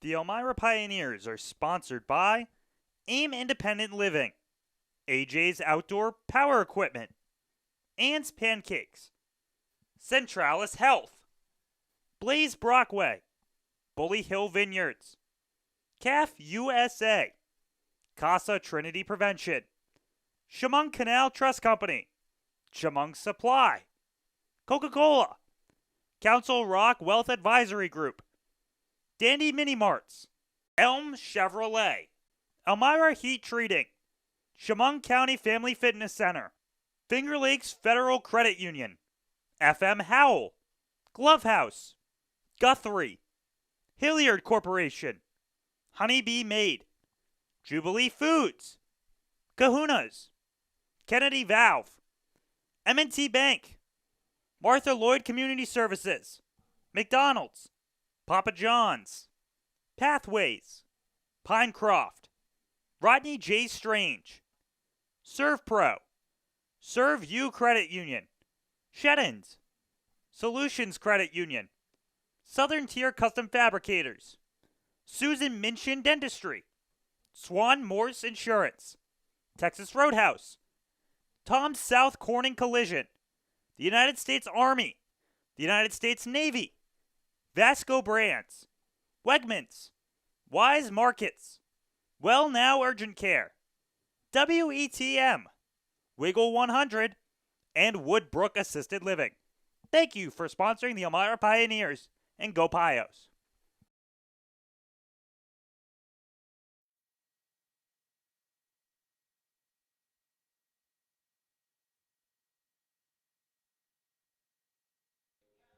Some fielding changes coming in for the Ironbacks as Caleb Loctelli enters into center field, and they move Chase Hubble to left. Nolan Phelan will be out for the top half of the 7th here. The Pioneers need 7 runs before 3 outs to stay into this one. Doubleheaders are only 7 innings here in the PGCBL. As up to bat is Alex Davis, who swings that one foul. And right now, Davis had that double, the lone hit of this entire contest for the Pioneers. And a 7-0 lead by the Ironbacks. The hit difference, 11-1. 0-1 count. That one goes for a strike. 0-2.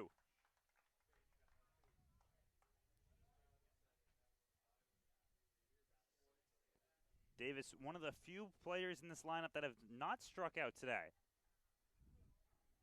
Dylan Miles had 10 strikeouts to start things off. 0-2 count. Abel's pitch goes outside. And Alex Davis looking to get things going. Lineup will change for game 2. Just depends on where Drum would like to see from his team. Once again, Larson Birch going to be that probable pitcher for game number 2, barring anything changing. That one's hit foul. 2-2 count.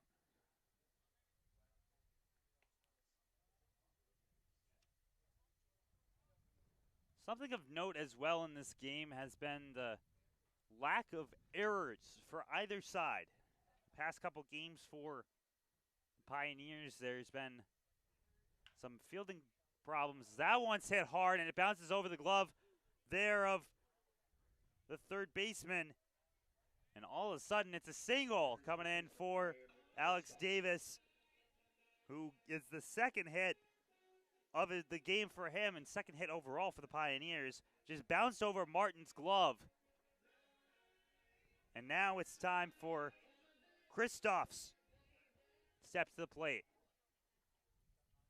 Man on first, no outs. Pickoff attempt, no good.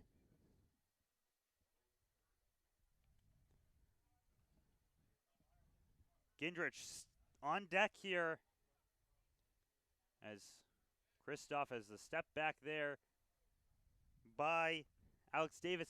And it looked as though Davis knew ahead of time of the pickoff attempt before the pickoff attempt even started.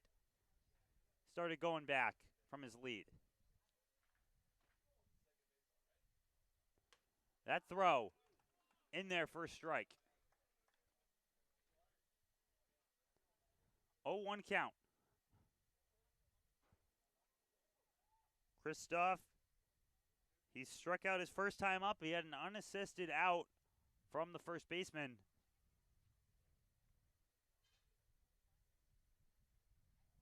Abel throws outside. 1-1. Both able to hold off that one. Stop Davis from the possibility of moving towards second base. He still remains with the lead on the bag. 1-1. Cut on and missed. 1-2.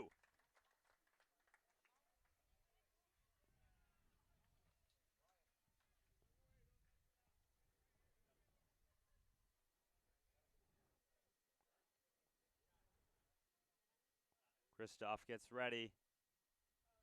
Look over.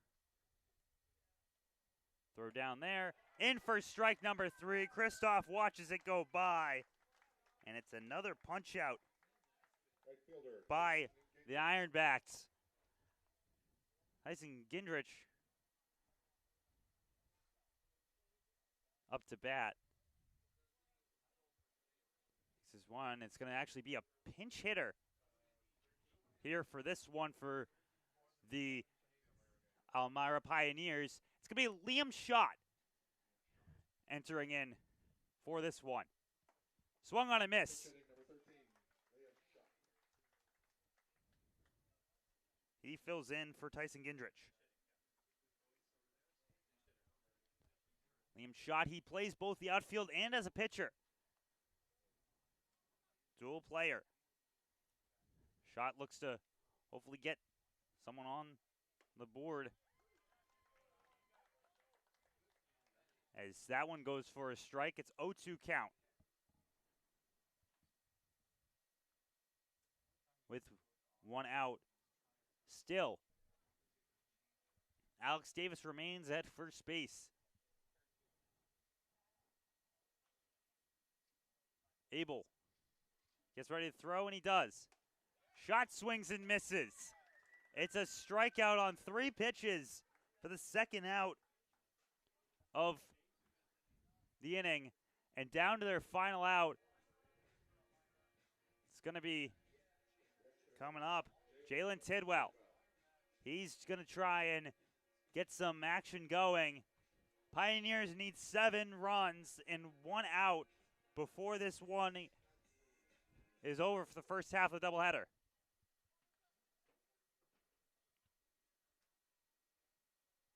First pitch, swung on and missed for strike number 1.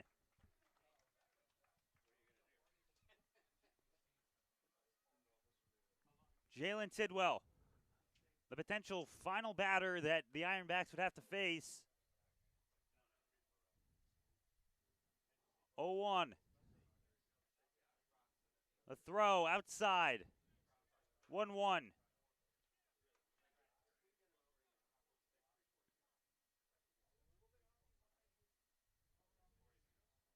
Game number 4 of the season for the Ironbacks. Game number 5 for the Pioneers.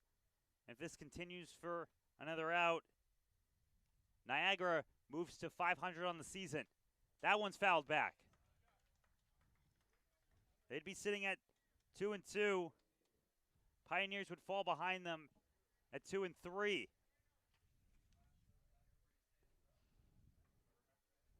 1-2. 2 outs.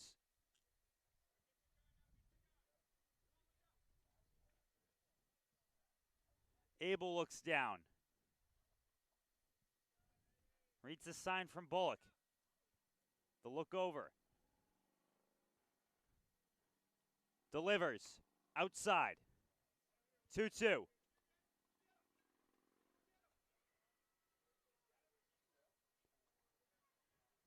2 balls, 2 strikes, 2 outs. Alex Davis is on first base. The throw. Swung foul. And heads well behind. Even past the concession stand down there.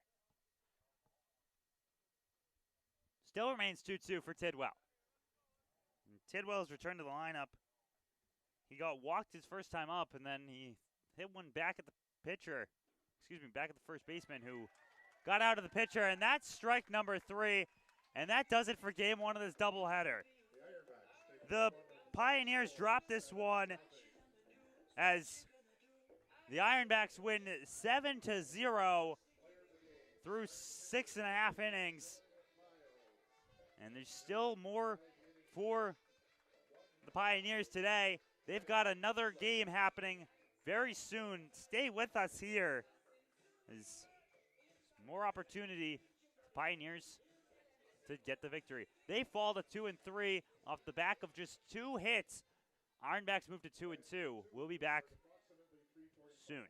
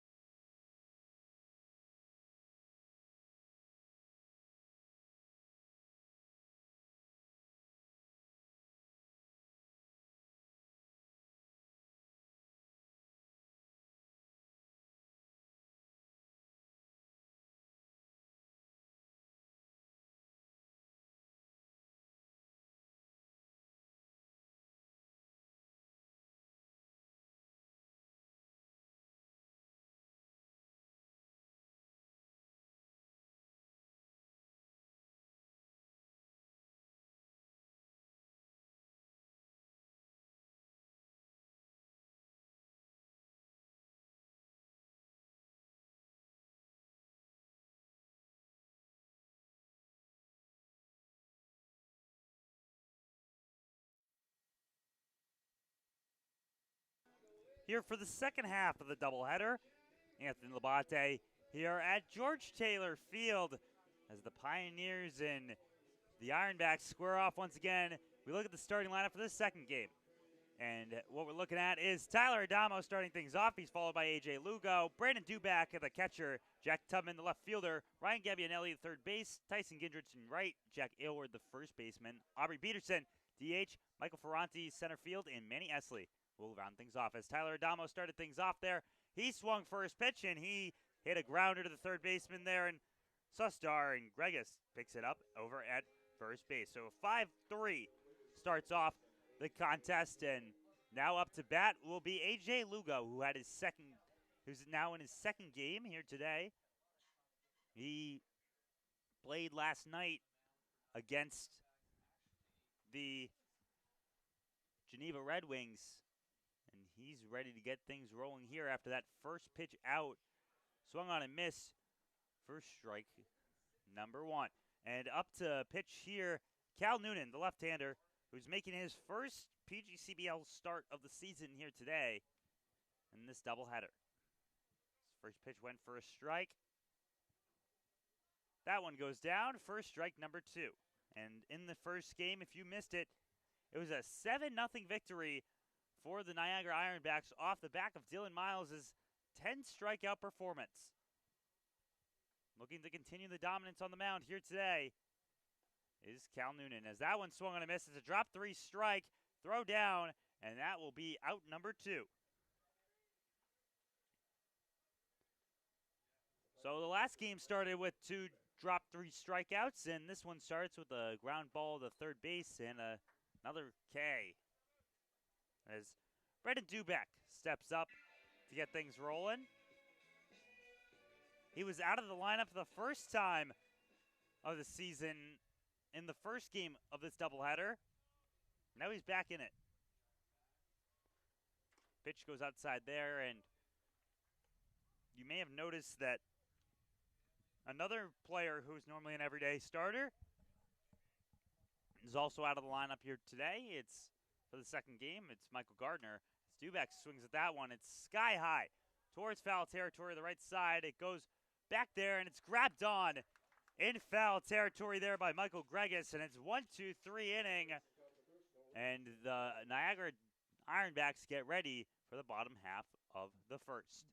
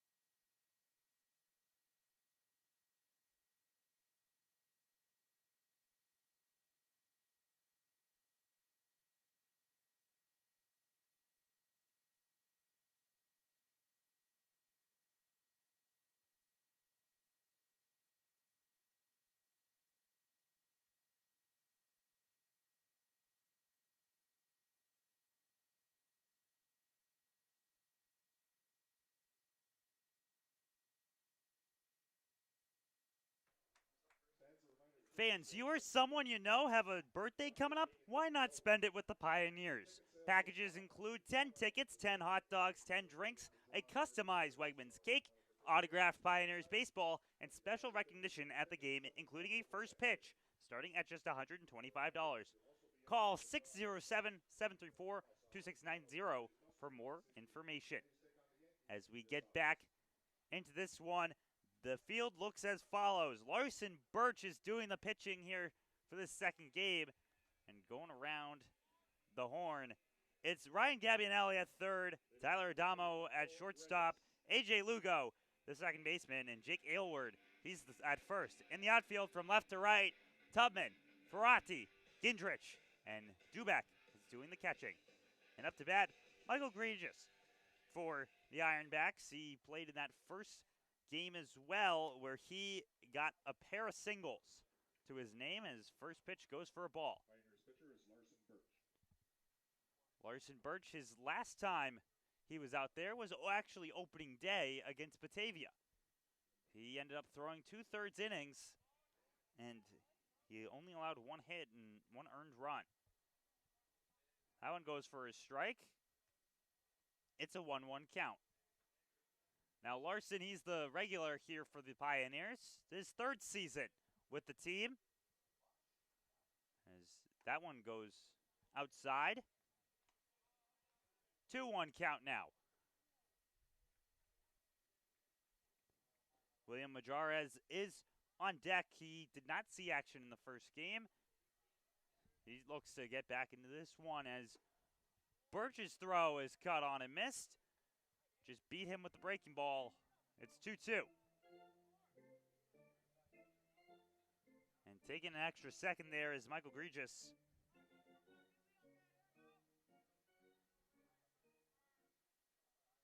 Getting ready for this one. Birch's throw.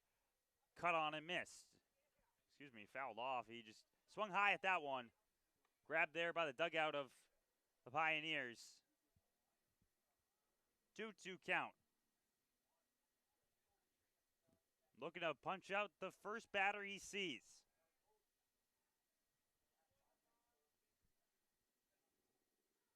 Larson with the delivery. Swung on and missed. He throws it high and gets the swing. First strikeout, number one. That's out number one here. Bottom half of the first. And now up to bat, as I mentioned previous, will be William Majarez, who did not start that first game. He looks to get things up and rolling here in this contest. As first pitch from Birch is hit, and it goes on foul. For Majarez, this is his third game played. Still looking for his first time on the base path. It's an 0-1 count. Throws in there for strike number 2.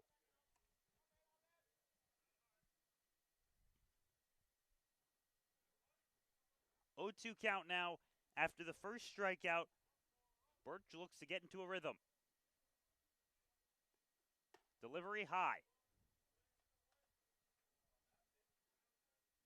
Birch with those little pumps of the leg before he goes to throw. Just 3 pumps. Lucky number for some. That one goes out.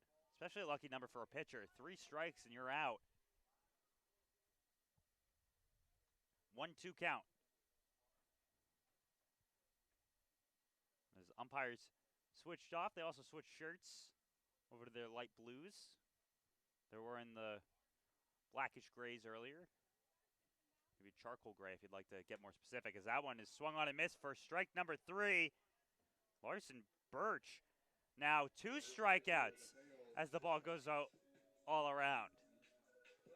Mateo Sursta steps up towards the plate, and he gets ready to go here. Birch already 2 outs with more strikeouts than he had in that game against Batavia. As Sursta gets ready to go. And he, on the season, is batting 143. That one's hit foul. Mateo Sursta looking to get things rolling here. He's coming out of Woodbridge, Ontario. Not too far from here. 0-1 outside. 1-1 count.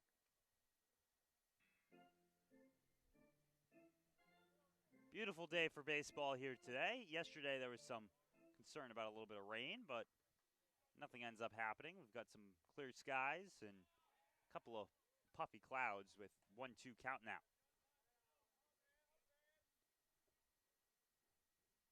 Birch grabs the rosin bag to dry his hands. As Birch gets ready to send it. He does. That one's hit hard, but it goes straight to Adamo, who takes a couple steps, throws it on over, and heads over to first base to hit Jack Aylward for out number 3. That does it for the first inning. 1, 2, 3 go the Ironbacks, and the Pioneers now have an opportunity to go up to bat. The Elmira Pioneers are sponsored by AIM Independent Living, AJ's Outdoor Power Equipment, Ann's Pancakes, Centralis Health, Blaze Brockway, Bully Hill Vineyards, CAF USA, Casa Trinity Prevention, Chemung Canal Trust Company, Chemung Supply, Coca-Cola, Council Rock Wealth Advisory Group, Dandy Mini Marts, Elm Chevrolet, Elmira Heat Treating, Chemung County Family Fitness Center, Finger Lakes Federal Credit Union, FM Howell, Glove House, Guthrie, Hilliard Corporation, Honeybee Made, Jubilee Foods, Kahuna's, Kennedy Valve, M&T Bank, Martha Lloyd Community Services, McDonald's, Papa John's,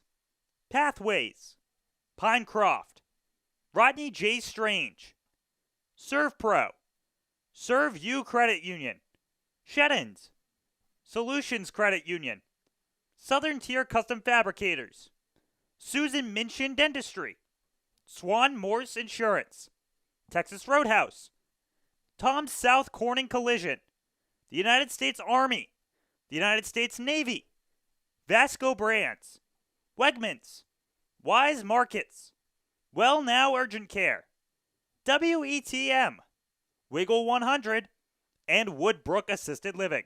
Thank you for sponsoring the Elmira Pioneers, and go Pios. Jack Tubman now up to bat for the Pioneers, and he was not able to reach in the first half of this doubleheader. Looking to try to do so now. As that first pitch, he hits sky high. Looking to get underneath that one will be the first baseman, and it's an easy out for the Ironbacks. So yet another fly out over to Regis, who had that last one from Dubeck. Now Ryan Gabbianelli steps up to the plate. He's occupying third here today. His last time playing was that game against Geneva last night. He got 2 RBIs. He had a double, a single, and a sac fly. As that one there is hit hard, almost hits Nasty Nate there, the first base coach, and it goes foul.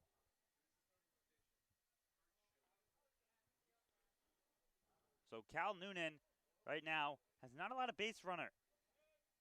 He's gotten 1 strikeout so far through 4 outs. He delivers. That one's hit hard and high. It's going deep there. Trying to get under that is Localetti, who makes a hold of it and gets out number 2.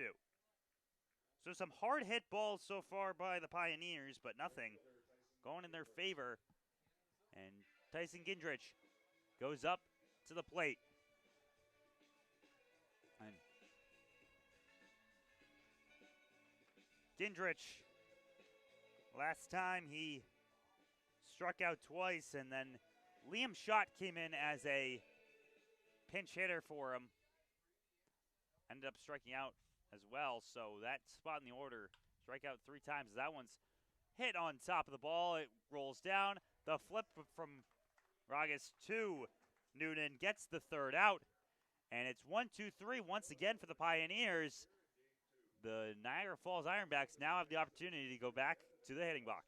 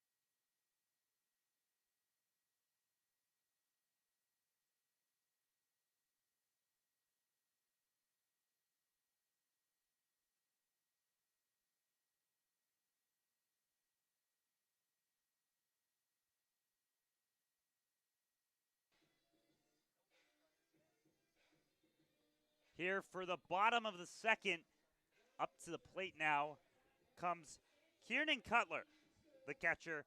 And in between innings, the Ironbacks started playing Pump It Up, the run song for the Pioneers, so that may give them a little bit of life when they get to the plate. But here comes Larson Birch, who throws it right down Main Street for strike number 1. Birch got 2 strikeouts to start out the contest.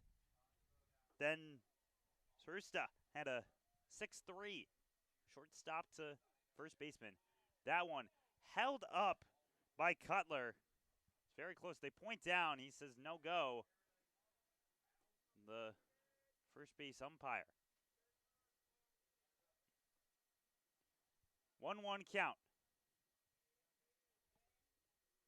Birch delivers in the dirt, goes past Duback. Go back over.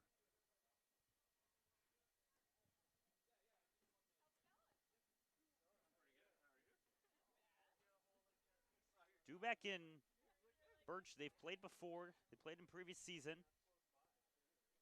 That one goes, they say it's too high. Must have just been a bit above the zone because it was in the heart of the plate. 3-1 now.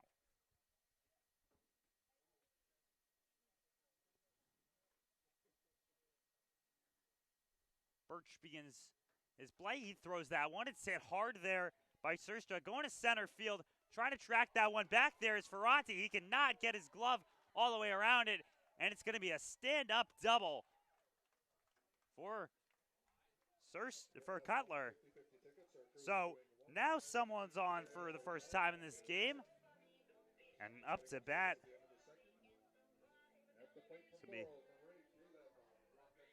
Locatelli comes up to the plate to take this one forward. He did sub in the first game. He was the 7th inning center fielder, potentially getting him prepared for center field in this one.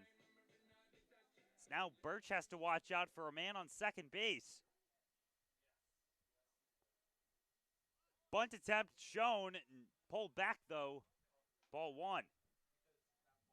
And Cutler, the man over on second base, has a little bit of speed. If you knock one in the outfield, you expect manager Griffin to give him the wave around home. That one, strike all the way, right at the belt.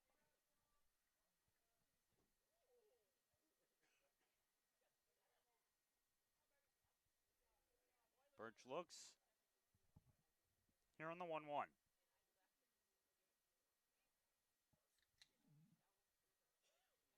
The delivery, that one's fouled back.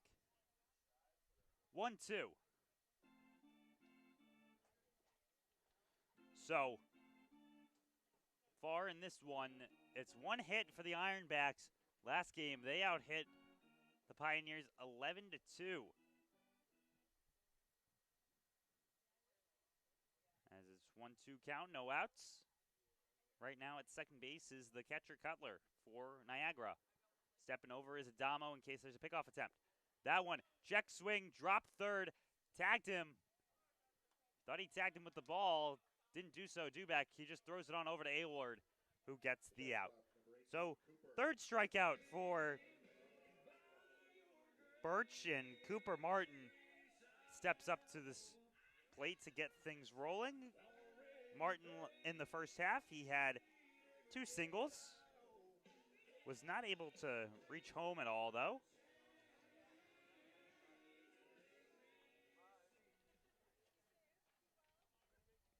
Looking to potentially bring a run home himself. The shortstop for this contest. And he's dancing back there. As that one runs in, it hits Martin.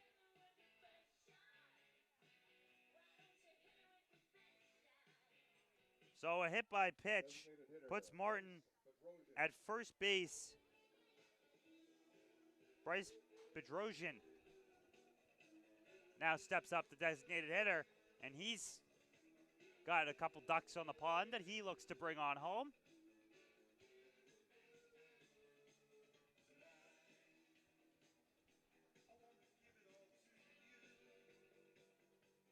Bedrosian.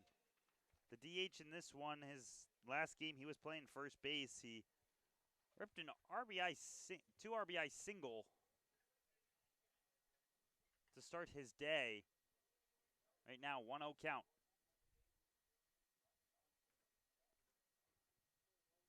One out from Birch. He's got 2 on, though. One off a single, or off a double. The other off a hit by pitch. That one misses corner of the plate. It'll be 2-0.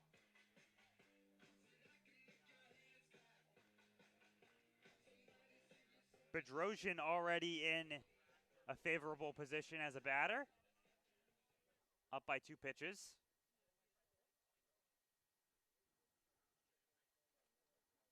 Birch looks back and looks down. That one's swung on and missed. 2-1 now.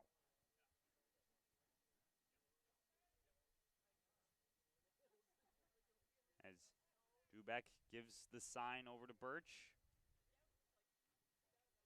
He goes. Swung on and missed for strike 2. And just as he said it was a hitter's count, all of a sudden that shifts around in favor of Birch off of 2 missed swings. Bedrosian. The run goes. The throw from Dubek trying to hit Gabinelli in time. It's too high, though.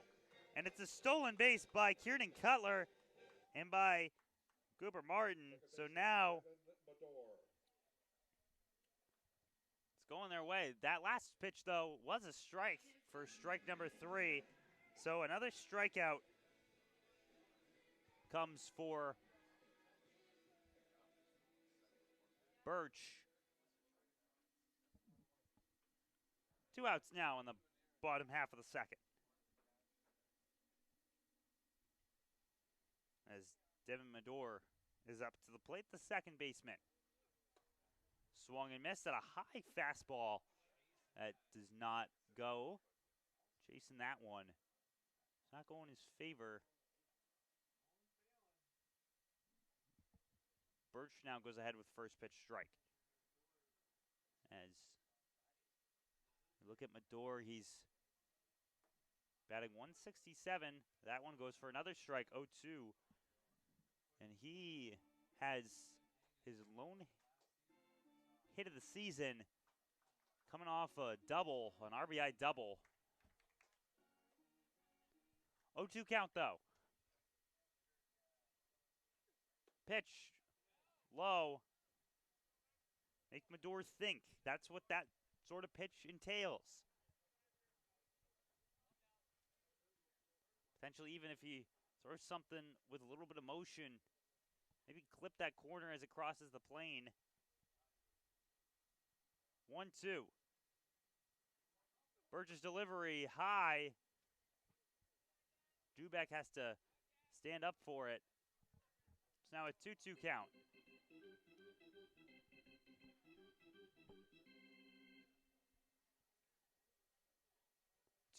Two outs. Bases on third and second. Birch's throw. In there for strike number 3. Medor watches it go by. And the 3 outs of the inning come by the way of the K. That's the end of the second. We head to the third here very shortly.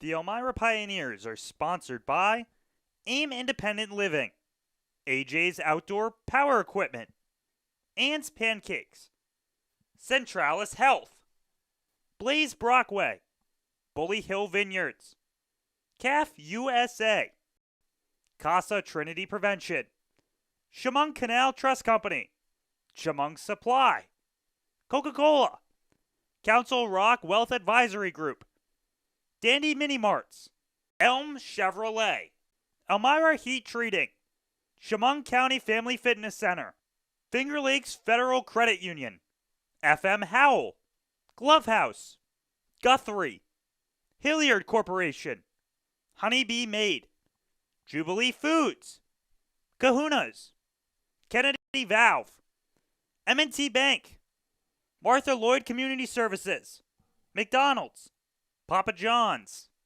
Pathways, Pinecroft, Rodney J. Strange, ServPro, Serve You Credit Union, Sheddens, Solutions Credit Union, Southern Tier Custom Fabricators, Susan Industry, Source Insurance, Texas Roadhouse, Tom's South Corning Collision, the United States Army, the United States Navy, Vasco Brands, Wegmans, Wise Markets, Well Now Urgent Care, WETM, Wiggle 100, and Woodbrook Assisted Living. Thank you for sponsoring the Elmira Pioneers, and go Pios. Jack Aylward comes to the plate here in the top of the third inning. The man out of Lowell, Massachusetts. This is his first game for the Pioneers this season. He was out of action as the team was finishing up for Northern Essex Community College their championship season. As Aylward gets up here, the first baseman. And Noonan stays on the mound here. Pioneers still looking for their first hit as that one goes for a strike. So far in this one, it's been 3 fly balls and 2 grounders that have gotten the Pioneers out, and then a drop third strike that sent it all away. So second pitch goes for strike 2.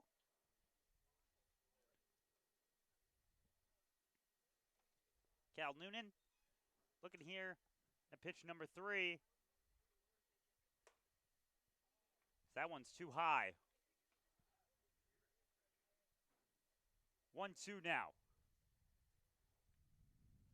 for Aylward. Aylward's got some pop in the bat. He looks to utilize. That one's hit hard, and it's going to go foul. Towards the left side. Got a handle of that one. Didn't fully get it through.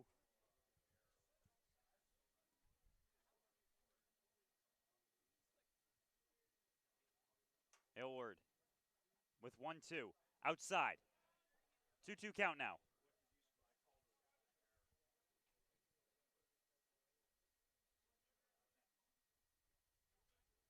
Two for Aylward as the wind blows here. All 4 flags out in center field by the batter's eye are up, and that one's fouled in the chalk.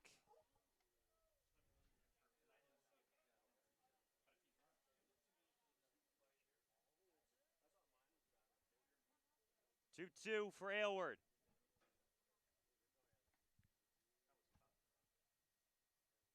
And here comes Noonan with the throw. Down Main Street for strike 3. First batter he faces of the third inning. It's a strikeout.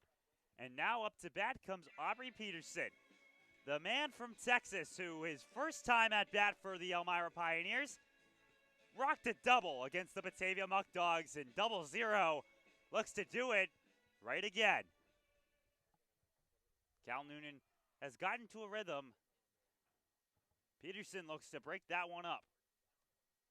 First pitch, runs inside for ball 1.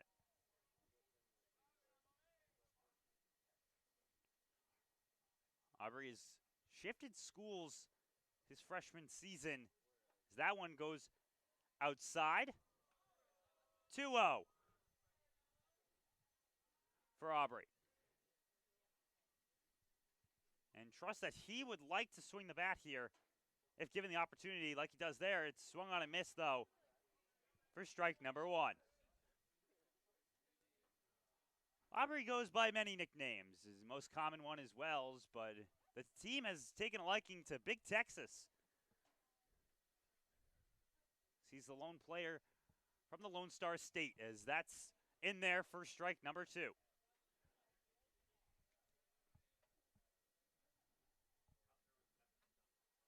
2-2 count now for Wells. That one's hit hard. It's going high in the air towards right field. Getting underneath that one is Hubble, who will make the catch and get the out. Some hard swings there by Wells, but nothing going in his favor. It's out number 2 here in the top of the third. And now up is going to be Michael Ferranti, hoping to stop the 1-2-3 inning that's happened twice already. He's the 9-hole hitter. Ferranti in game number 1. He did not get on base as that one goes foul. He was batting in the 10-hole, so it became difficult as they couldn't get base runners to get him back to the plate.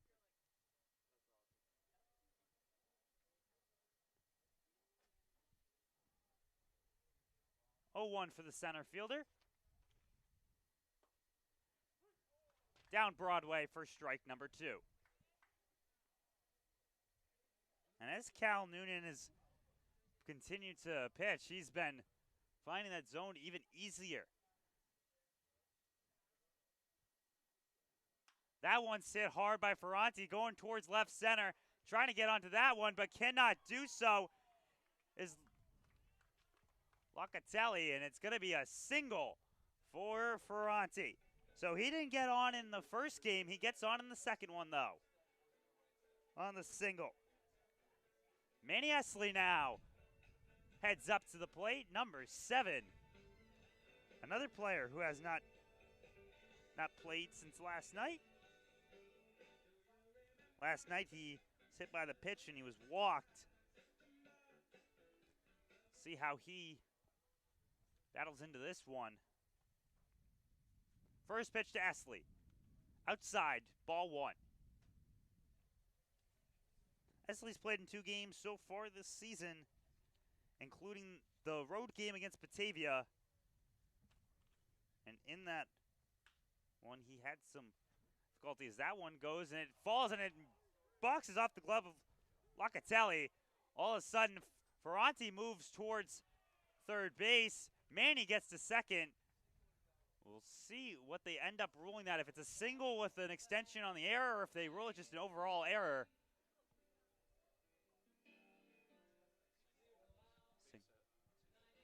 And it'll be a base hit called for Manny Esley. It's a single. Reaching towards second base is now, it's the top of the lineup. Tyler Damo, he has runner just 90 feet away for the first score for the Pioneers all day. 2 outs here. That one bounces in the dirt. Getting on top of that one's Cutler. So right now the Pioneers have tied their hit total from last game at 2. Looking to exceed, though, in the run column.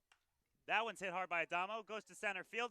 Tracking back for that one is Locatelli, who ends up making the running grab and gets out of the inning. Pioneers leave 2 on.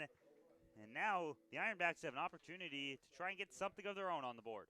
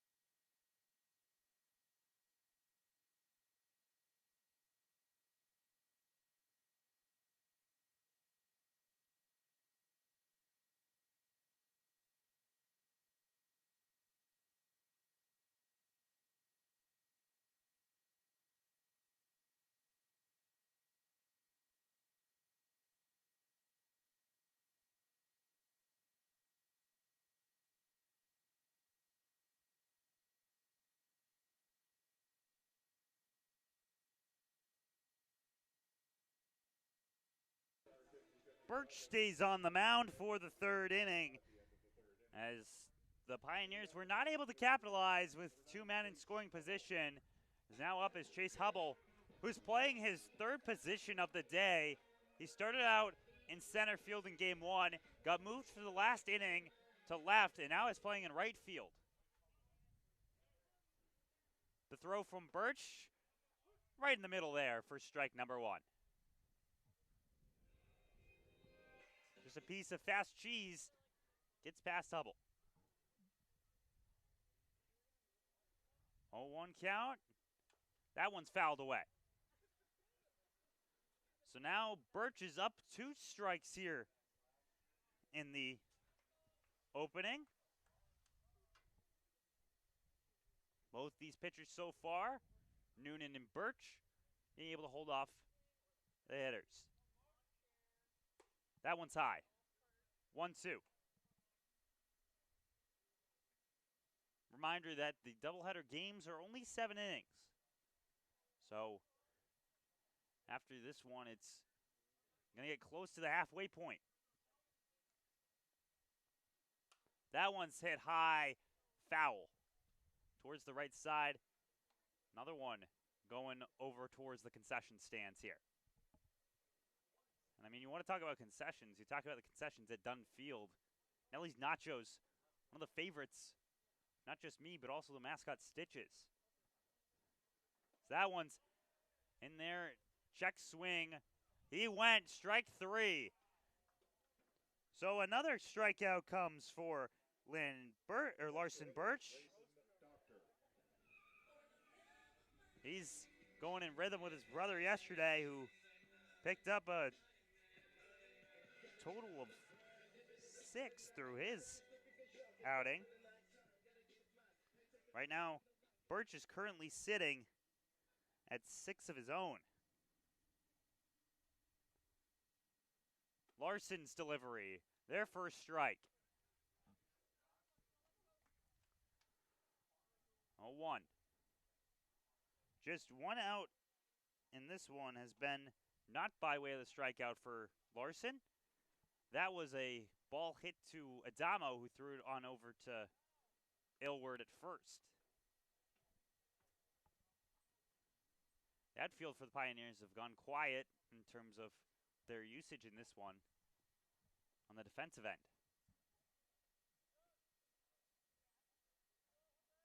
Grayson Doctor here at the plate on the 1-1 count. Foul tip, strike 2. 1-2 count now. Birch has his opportunity. He got the swing there. Potentially see a chase pitch come his way.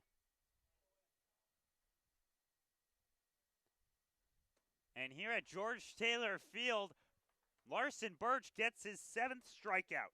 First baseman, Michael Gregas. On Grayson Doctor. And Michael Gregas now steps up to the plate. He was the first one to punch out on strikes. And he's back up to do so. And Gregas wants to get the hit back on the board. It's so often in these doubleheaders that the two teams end up splitting, and so far, Ironbacks won their first one, as that one goes down there right above the knees for strike number 1. And the fastball of Larson Birch has been his weapon so far, especially on that first pitch strike. The throw there, as that one is fouled away.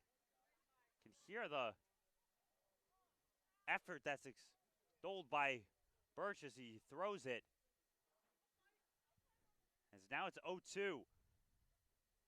A strong pitcher's count here to try and get the third out of the third inning.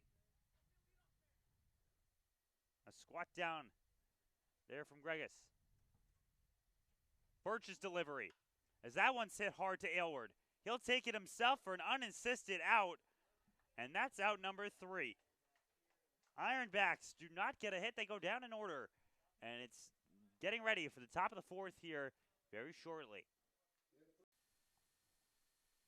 The Elmira Pioneers are sponsored by AIM Independent Living, AJ's Outdoor Power Equipment, Ann's Pancakes, Centralis Health, Blaze Brockway, Bully Hill Vineyards, CAF USA, Casa Trinity Prevention, Chemung Canal Trust Company, Chemung Supply, Coca-Cola, Council Rock Wealth Advisory Group, Dandy Mini Marts, Elm Chevrolet, Elmira Heat Treating, Chemung County Family Fitness Center, Finger Lakes Federal Credit Union, FM Howell, Glove House, Guthrie, Hilliard Corporation, Honeybee Maid, Jubilee Foods, Kahuna's, Kennedy Valve, M&T Bank, Martha Lloyd Community Services, McDonald's, Papa John's, Pathways, Pinecroft, Rodney J. Strange, ServPro, ServU Credit Union, Sheddens, Solutions Credit Union, Southern Tier Custom Fabricators, Susan Minchin Dentistry, Swan Morse Insurance, Texas Roadhouse, Tom South Corning Collision, the United States Army, the United States Navy, Vasco Brands, Wegmans, Wise Markets, Well Now Urgent Care, WETM, Wiggle 100, and Woodbrook Assisted Living. Thank you for sponsoring the Elmira Pioneers, and go Pios.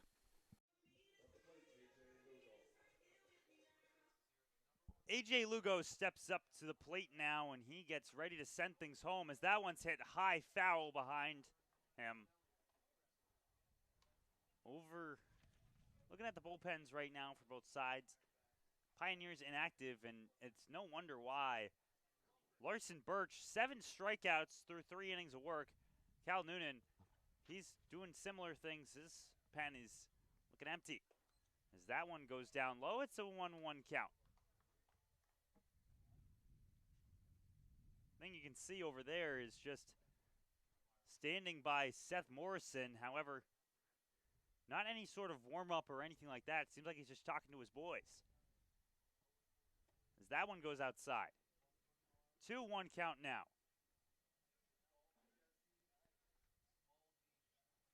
Cal Noonan, last time he let up 2 singles, and then Esley ended up making it to second base from that one, and Ferranti was stranded at third.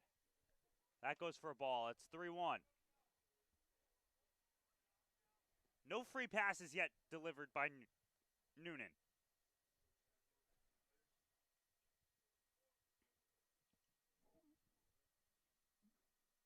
Throw there.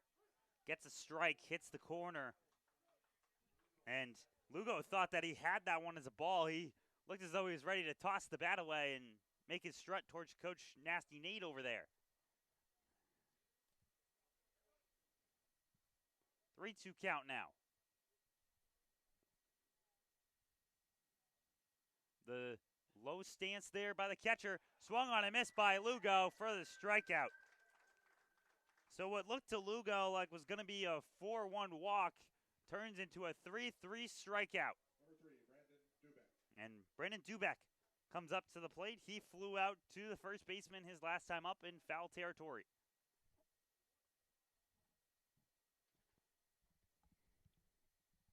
And he looks to get things going here. Pioneers just 2 hits on the day. So that one goes down low for ball number 1. Anthony Labonte here. The historic George Taylor Field, named after former groundskeeper George Taylor, as that one goes for a strike. It's 1-1. And a lot of baseball fields around in this complex. You see in the back some T-ball players as that one gets grounded over to Noonan, who flips it on over to Grigas for an easy 1-3. But baseball is just booming in this part of town as there's a ballpark behind here. A couple more as well for sports, so it's nice to see the Ironbacks get some great value of the community. Is up to bat now is Jack Tubman, the left fielder for a second time up. 2 outs now, as that one goes low for ball number 1. And the Pioneers looking to get their first hit since that last inning, and that one goes for a ball. 2-0 count now. Again, as I mentioned, Noonan's one of those pitchers who does not deliver walks. He's going to try his hardest to get you to knock something, as that one's hit high into the air. Looking to call it off is Devin Maduro, who makes the catch to the second baseman running back, and that's out number 3. 1-2-3 goes the side, and that is going to lead us to the bottom half of the 4th shortly here.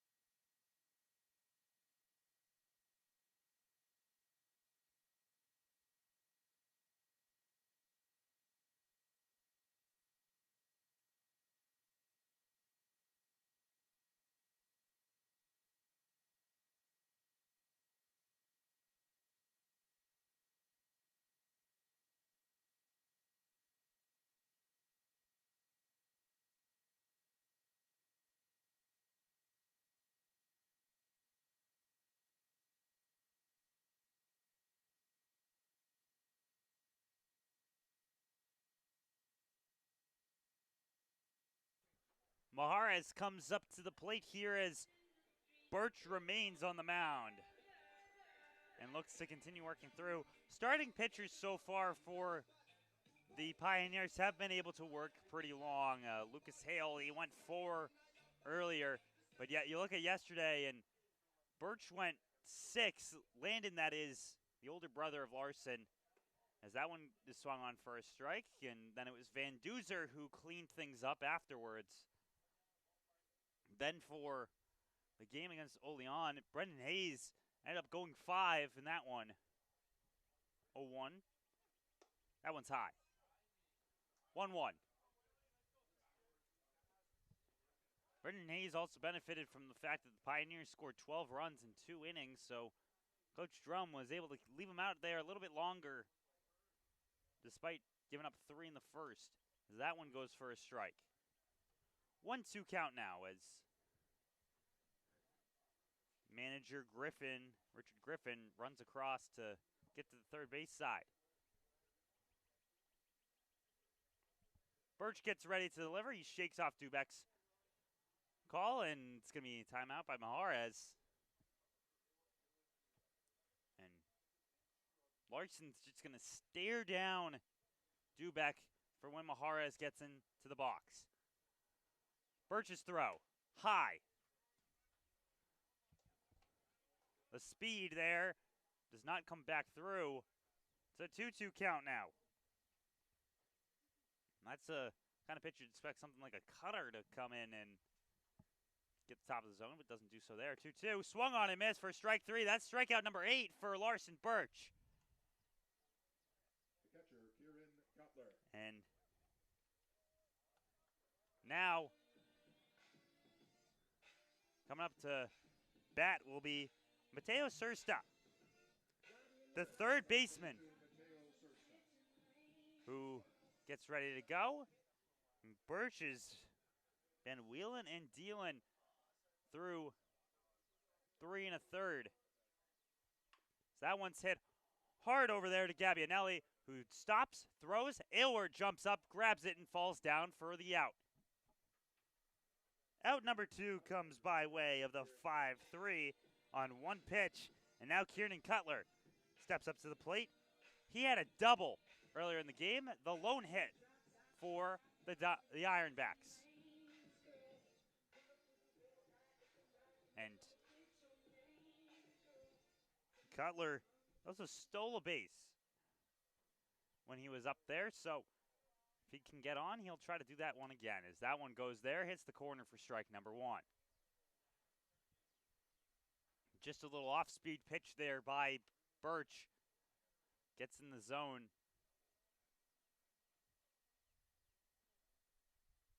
Birch's delivery.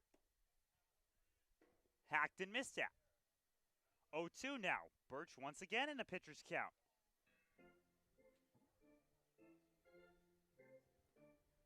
He looks down. Cutler, the catcher, looks ready to go. 0-2 delivery. High. Just missed. Framing job of Dubeck. Not enough to get the call from Blue.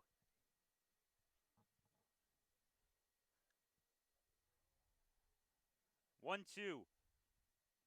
Birch high again. Right now, AJ Lugo is playing on the grass there, and so is Tyler Adamo. Adamo's moving in a little bit more, though, as the pitch comes in. Just have to be ready for a swing. That one's hit hard and foul off the right side. And now Cutler continues to battle off the count. It's 2-2. 2 outs. Trying to hit one more 1-2-3 inning is Larson Birch, as that one goes inside. Birch thought he had the pitch, and so did the dugout for the Pioneers, but was not given to him. Ran a little too close to Cutler. 3-2, full count.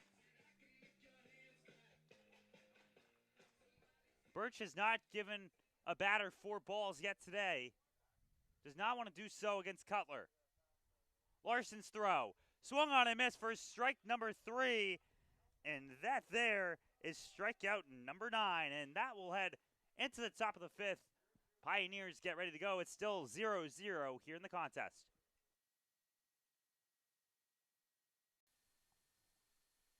The Elmira Pioneers are sponsored by AIM Independent Living, AJ's Outdoor Power Equipment, Ann's Pancakes, Centralis Health, Blaze Brockway, Bully Hill Vineyards, CAF USA, Casa Trinity Prevention, Chemung Canal Trust Company, Chemung Supply, Coca-Cola, Council Rock Wealth Advisory Group, Dandy Mini Marts, Elm Chevrolet, Elmira Heat Treating, Chemung County Family Fitness Center, Finger Lakes Federal Credit Union, FM Howell, Glove House, Guthrie, Hilliard Corporation, Honeybee Made, Jubilee Foods, Kahunas, Kennedy Valve, M&T Bank, Martha Lloyd Community Services, McDonald's, Papa John's,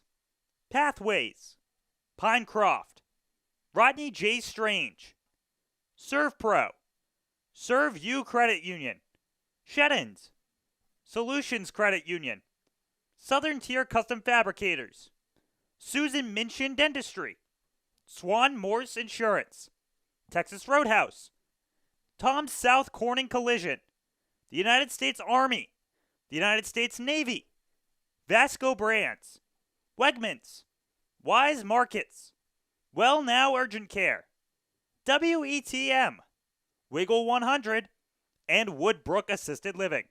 Thank you for sponsoring the Elmira Pioneers, and go Pios. Ryan Gabbianelli now up to bat for the Pioneers, and he flew out to the center field his last time. He's looking to get something moving here, as it's a pitcher's duel out in Ontario, Canada. And Anthony Labonte here taking you through. If you would like to come to a game, including the game this Wednesday against the Newark Pilots, as that one's hit hard and it goes towards third base. Sursta cannot get a hold of that one. It's going to be reaching on there for a single is Gabbianelli as I was saying, the Pioneers play the Pilots this Wednesday for a free Hilliard t-shirt night. If you'd like to join us, you can call for ticket information 607-734-2690 as Tyson Gindrich steps up here. He's last time up, he hit one over towards the first baseman, which Grigas just lobbed over to Noonan. So that one's in the dirt. Stopped there by the catcher and Cutler. 1-0 count. 3 strikeouts so far for Noonan. Pioneers have 3 hits on the day. Noonan throws that one. Outside, though. 2-0. Trying to hit the fastball there towards that side. It doesn't go his favor, though. Here it comes. 2-0. That's in there for a strike.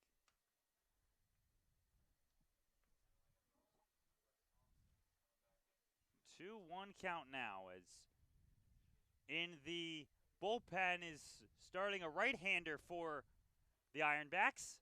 That one swung on and missed. So now it's a 2-2 count for the side.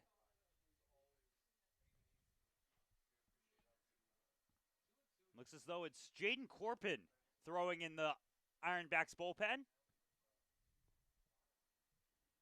2-2, inward, 3-2.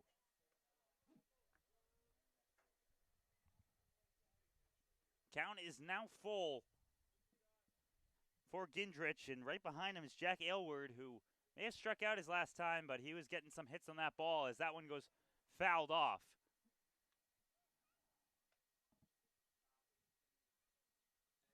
3-2 still as things begin to roll here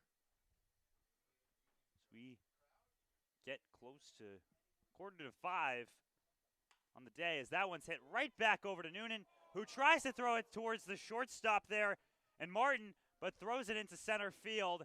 It's going to be an error on the pitcher, but allows for Gindrich to reach on to first base. An E1 there. And now Jack Aylward gets ready to go. And it's going to be a meeting at the mound from all of the infield and the manager there, and Richard Griffin.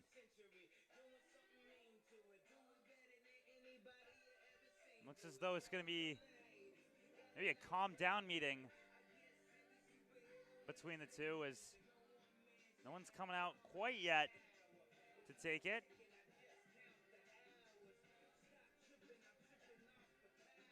And home plate goes to break it up. And it's still man on second, man on first for the Pioneers. Ryan Gabbianelli went towards second and reached off the errant throw there by Noonan towards second base. Jack Aylward steps up to the plate here at first. He had a great play to end that last inning, towards one of the last innings, where he leapt up and caught the ball to then step on the bag at first. With that red sleeve on his back arm, Noonan looks back and delivers. That one's got a hold on by Aylward. It'll run towards left center. The call off there by Locatelli, as it's a tag up there, comes in. Both runners will be safe as Gabbianelli and Gindrich move to third and second base with one out down. Sacrifice fly there comes for Aylward here in the top of the fifth inning.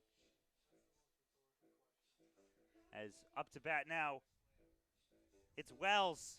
Aubrey Peterson looking to bring his runners home, as it's a couple of players there as they throw the ball over just to make sure that no one tagged up too early.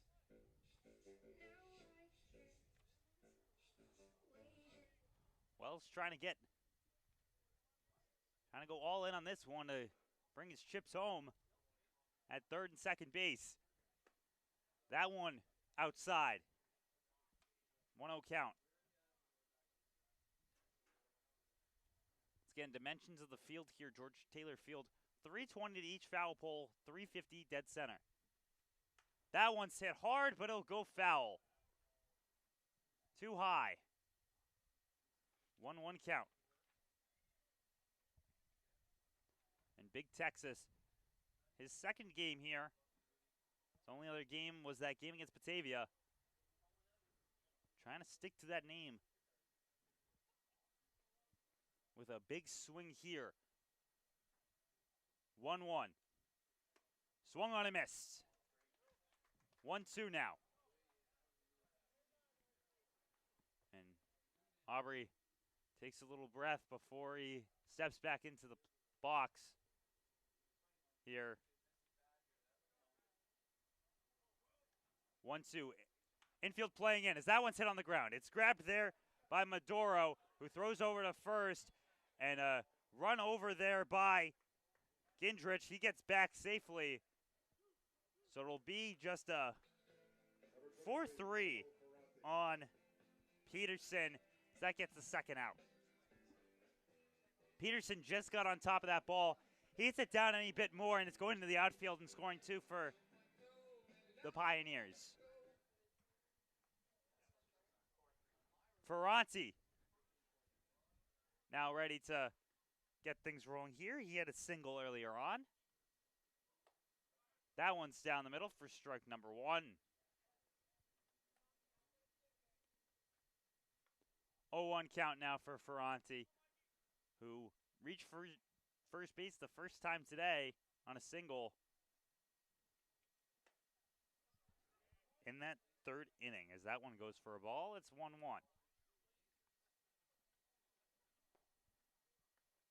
Once again, even though these counts have been worked up by the Pioneers, still no walks have come their way. Ironbacks have been nails in terms of the full count. That one is swung foul in the inner part of the bat. Just below the barrel. 1-2 count now. 2 outs here in the top of the 5th. Cal Noonan, the left-hander, gets ready to throw. That one too far out. 2-2. As Ferranti almost leaned through, almost like he was ready to see that one go past him. That was a tough call there on the pitch. But it's 2-2 now. That one's outside. Frame attempt not able to go. Umpire rules it just a bit outside to the right. As the dugout of Niagara is not too keen on that call. Full count. Fouled back into the netting.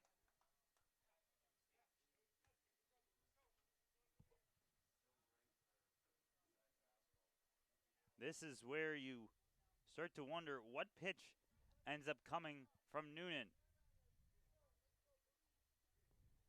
Is it going to be a fastball inside? Is it going to be some sort of off speed? Try and get Ferranti to chase. That one's hit hard and it drops into center field. 1 run scores, turning the corner there. Gindrich and Gabbianelli both put 2 on the board for the Pioneers, and that's their first runs of the day through 2 games. A big single there by Ferranti. His second hit of the day. Pio's lead 2-0. And Manny Esley now steps up to the plate to potentially put some more on the board. That's the 4th hit of the day for the Pioneers. At least in this game, that is. 6th overall through the 2. Throw there. Goes for a strike. 4 2/3 inning of work right now from Cal Noonan. Once again, Games of a doubleheader in the PGCBL only goes 7. As that one goes for a strike. 0-2 count now.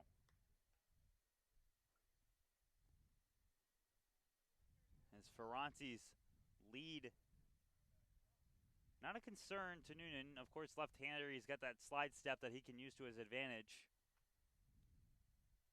The go, Ferranti runs, that's an inside pitch. Not going to attempt to throw down. Ferranti steals a base. And now he's on second. A single by Esley could send him home. Depends on how aggressive Coach Drum's going to be.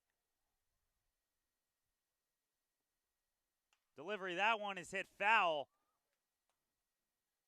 Heads towards the first base coach.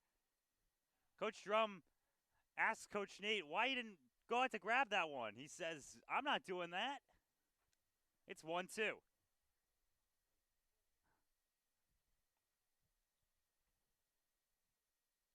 Noonan looks back as second baseman moves over. That one's hit foul again. That one a lot higher than before from Esley.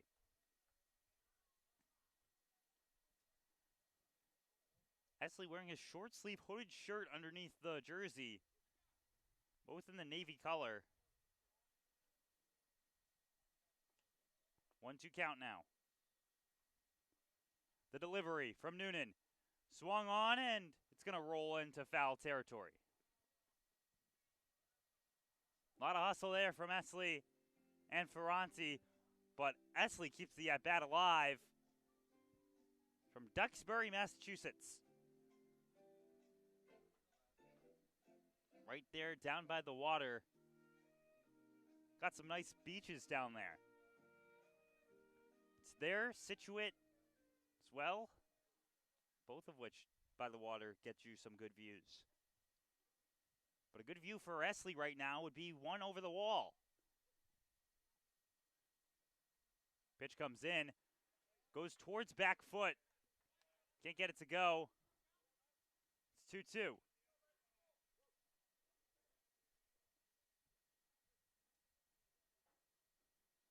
2-2 count, 2 outs. Ferranti occupies second base. Throw swung on and missed for strike number 3. Noonan gets out, but he lets up 2 as the Pioneers take the lead. It's 2-0 here going into the bottom of the 5th.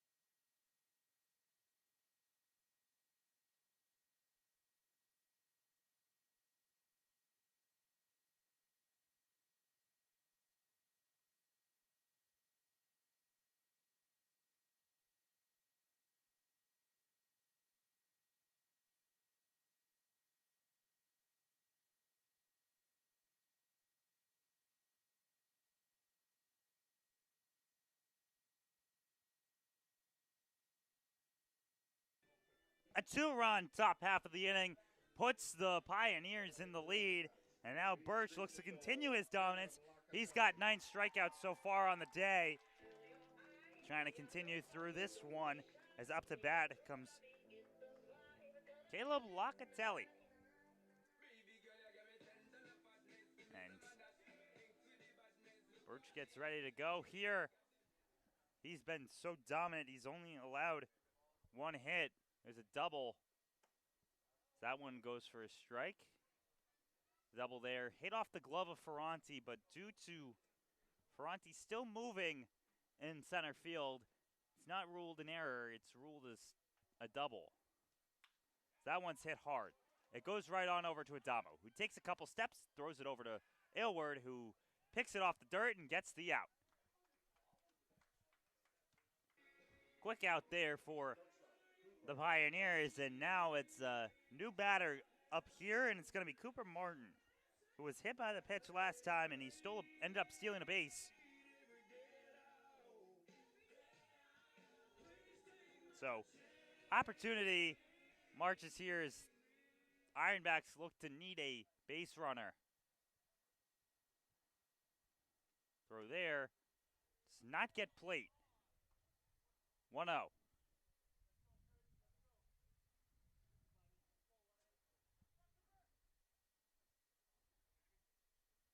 Birch looks down. Throws it there. High. 2-0 now. Pioneers got their first runs of the entire day through 2 doubleheader games in the top of the 5th inning. That one fouled back. 2-1 count. And that came off of a single by Michael Ferranti that sent home Ryan Gabbianelli and Tyson Gindrich. That one's low. 3-1 now. As Birch wipes off the face. Sun is beating right now, so maybe a little bit of sweat in the face of Larson as he delivers there for a strike. Just a take there from the batter, and it allows Larson to get back and know that it's one pitch makes or breaks this at bat.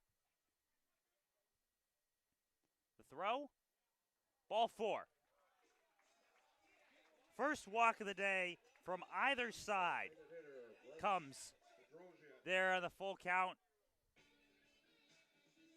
And up to bat now is Bedrosian. Bryce Bedrosian as Dubek and Birch get together to discuss a little bit more.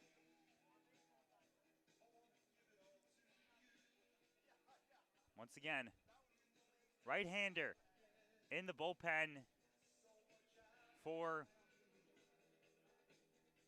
the Ironbacks. See if the arm barn gets a little bit of usage.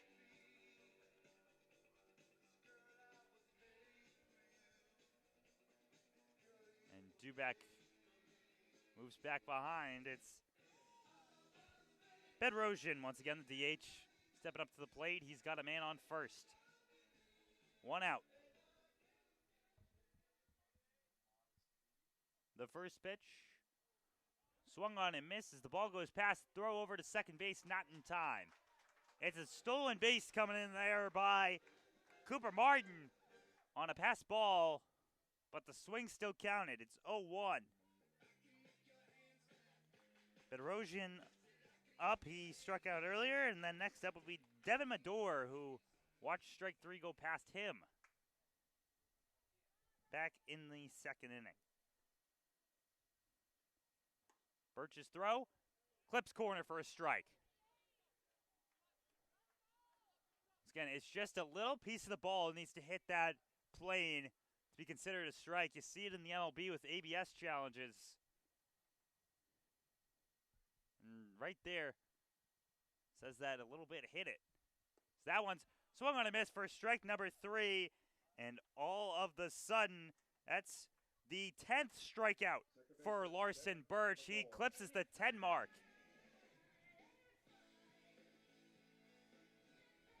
So Dylan Miles hit 10 in the first game. Larson Birch hits 10 in the second. And up to bat, as I said, Devin Medor. He watched strike 3 his last time up. As A.J. Lugo frames over to second base in case of a pickoff attempt. Righty-righty matchup. The delivery, swung and missed on a pitch that's swung over by Medor. Birch has only had 3 base runners in this contest, 2 of which were Cooper Martin, 1 hit by pitch, 1 walk. And the other was a double by Kieran Cutler. That one's hit up. It goes over to Lugo, who takes a couple steps, throws it Aylward for the easy third out. And that ends the inning. It's now 2-0 as we head to the top of the 6th. Pioneers' opportunity to extend their lead coming up right after this.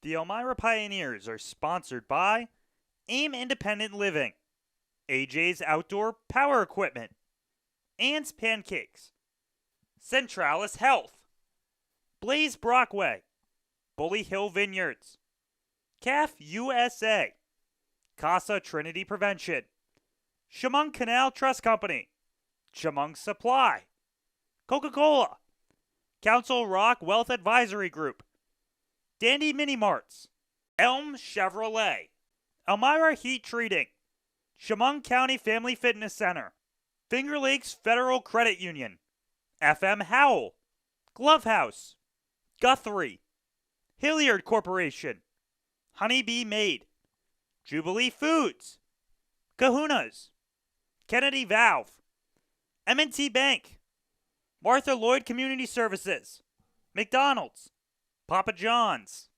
Pathways, Pinecroft, Rodney J. Strange, ServPro, ServU Credit Union, Sheddens, Solutions Credit Union, Southern Tier Custom Fabricators, Susan Minchin Dentistry, Swan Morse Insurance, Texas Roadhouse, Tom South Corning Collision, the United States Army, the United States Navy, Vasco Brands, Wegmans, Wise Markets, Well Now Urgent Care, WETM, Wiggle 100, and Woodbrook Assisted Living.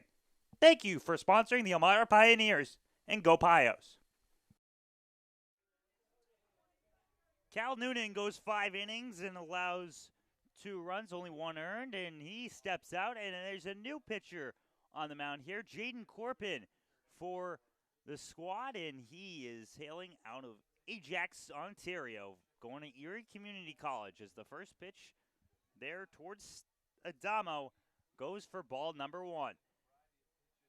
And it's the top of the 6th here as the Pioneers look to extend their 2-0 lead. It's there for ball 2. Adamo, he's the leadoff batter traditionally for this team through his 3 appearances as that one goes on. 3-day appearances, 4 games. He's been the leadoff in all of them. So far in this game, he has a ground out and a fly out in his name. 2-1. That one's hit hard. It goes on over towards Madure, who throws it over to first and gets the out to Gregas. So, 4-3 for the first out of the 6th inning, and up to bat now will be A.J. Lugo.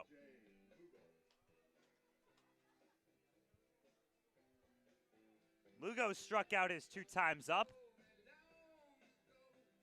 He wants to get a piece of this baseball.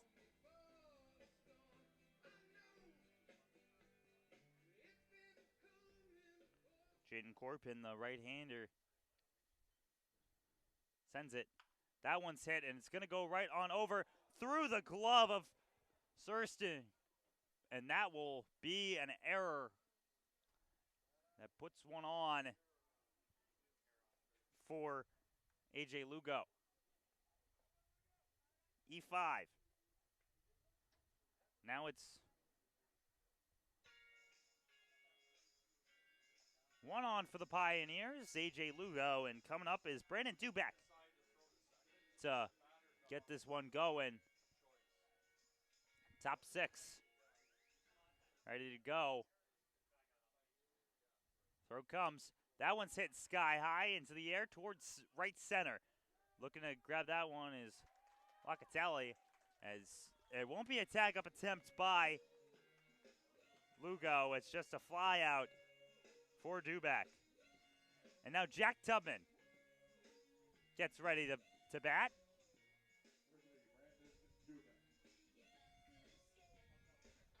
Jack Tubman, so far in this one, just has a pair of flyouts. He's going to get this one as pick-off attempt. No good. Correction, Chad Tubman at the plate. Tubman's flown it out twice the right side of the infield. First one went over to first base. Second one went over to second.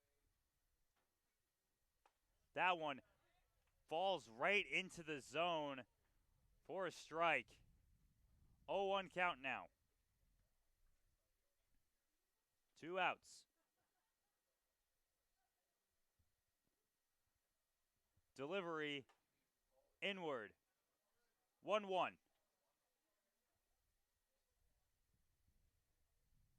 Jack Tubman has made his name into this lineup, both defensively and offensively for the Pioneers, and he looks to continue to do so today as that one's thrown back again in time to get back to the plate is A.J. Lugo. Not in time for the pitching staff. 1-1. Outside. 2-1 now. 2-1, 2 outs. For Jack Tubman, who wants to extend this lead. That one's high. 3-1 now.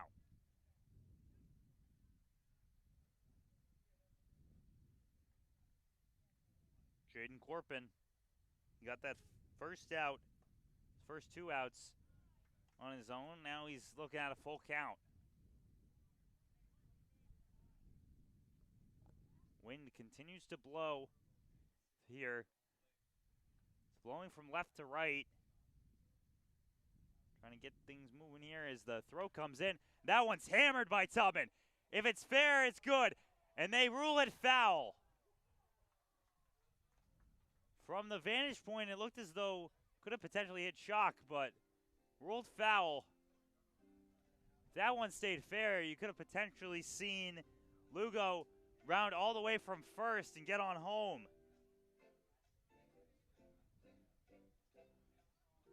Tubman had an absolute hold of that one just a tad bit early.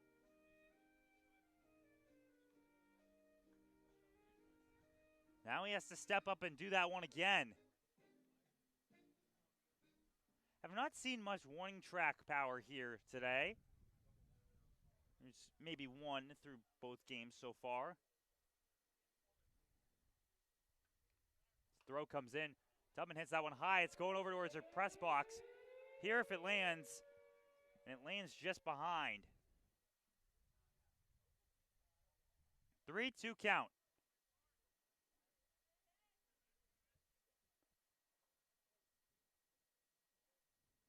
As Jaden Corpin looks to deliver the payoff. He sends it. That one's hit hard by Tubman, and that will be in fair play. It splits between the outfielders, and it'll go as Maharez brings that one home. And it's going to be a run all the way from first to the fourth bag for A.J. Lugo. It'll be 3-0 Pioneers lead on the RBI double. Ryan Gabbianelli now steps up to the plate to get things going.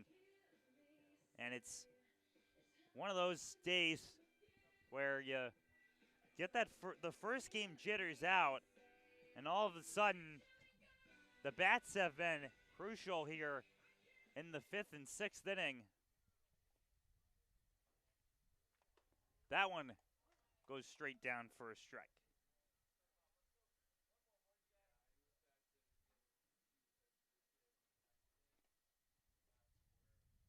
So that one will be an unearned run against Corpin, considering the error that allowed Lugo to get on.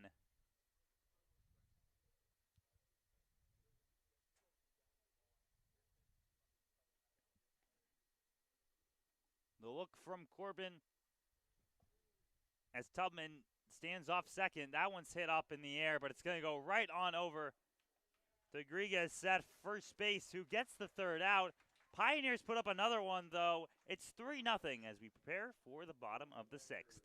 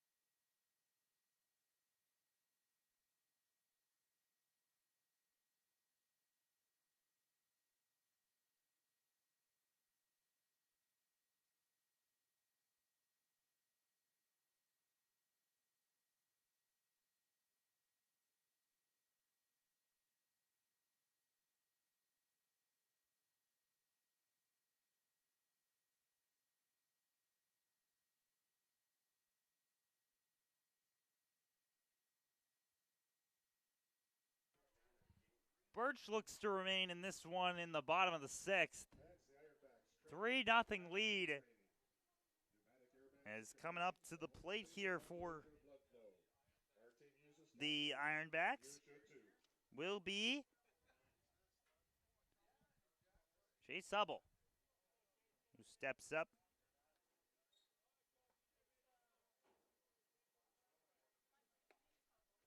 And Larson, Birch, 10 strikeouts in this contest. Chase Hubble at the plate for the Ironbacks. He gets ready to send this one on. It's 1-0. That one goes for a ball. 2-0 now. Chase Hubble, the right fielder, he struck out earlier in this one. After him will be Grayson Doctor, as that one goes for a strike. It's 2-1 now. Landon went 6 yesterday. Larson looks to continue the path for the Birches. That one's hit high into foul territory. Jack Aylward is running over there, but it'll be too far, as also Tyson Gindrich attempted to get there. Did not go. 2-2.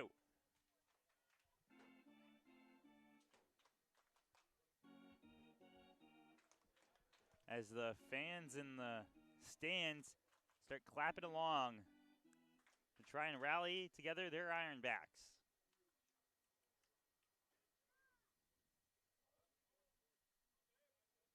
Two-two count. No outs. Birch's pitch, swung on and missed. They'll say it's fouled, though. Duback not able to hold on to that one.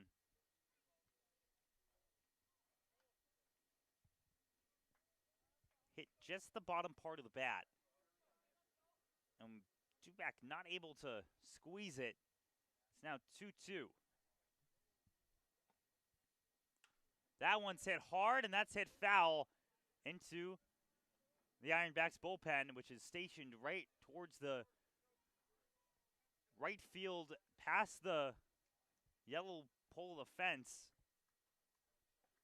So it's not a short distance that he just hit that one, as that one's also fouled back, rolled over it.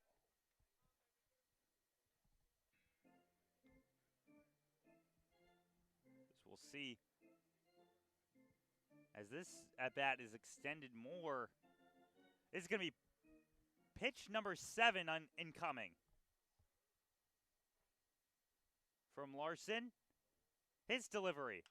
That one's grounded. Goes right to Adamo. He takes his steps and throws it.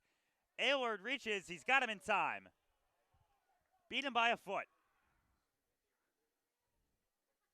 So another play there by Tyler Adamo gets the out. And Grayson Doctor now steps up. One out here, bottom half of the sixth.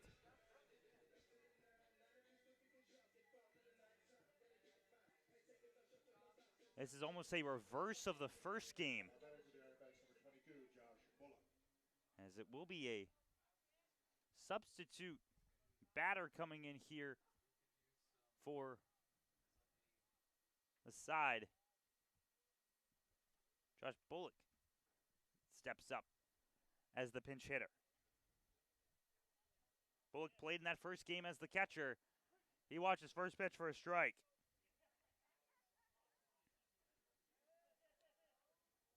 Easy way to switch out your extra hitter. You put in your last catcher. It's 0-1 count. That one's fouled. It goes towards the dugout. And not able to run over to get that one is Gabbianelli. 0-2 now. In favor of Birch.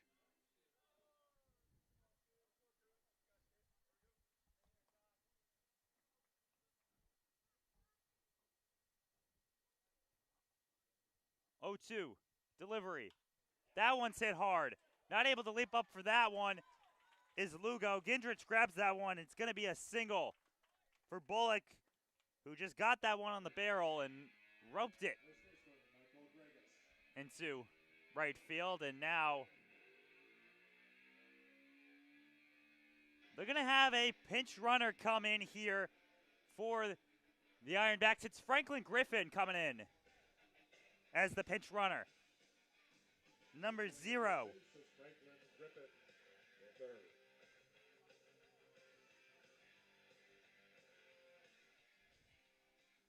So up to bat now, Michael Gregas. Birch looks over to make sure Griffin doesn't run. Griffin did run in that last game. Got caught stealing, however.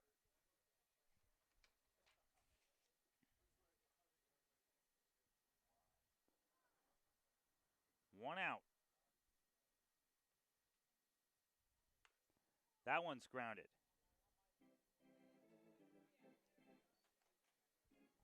Oh, 1 first pitch strike. Birch in a favorable situation. A grounder to Lugo, though. Lugo or Adamo could get out of this one.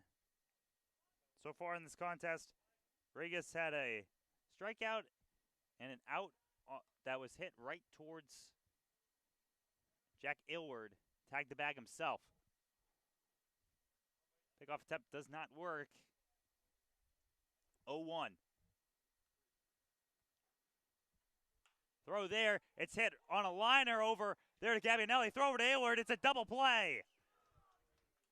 Griffin jumped too early, and Aylward's able to grab that one off a Gabbianelli throw to get out of the side. We go to the top of the 7th. Pioneers leading 3-0 with an opportunity to extend their lead and potentially leave Niagara with the victory.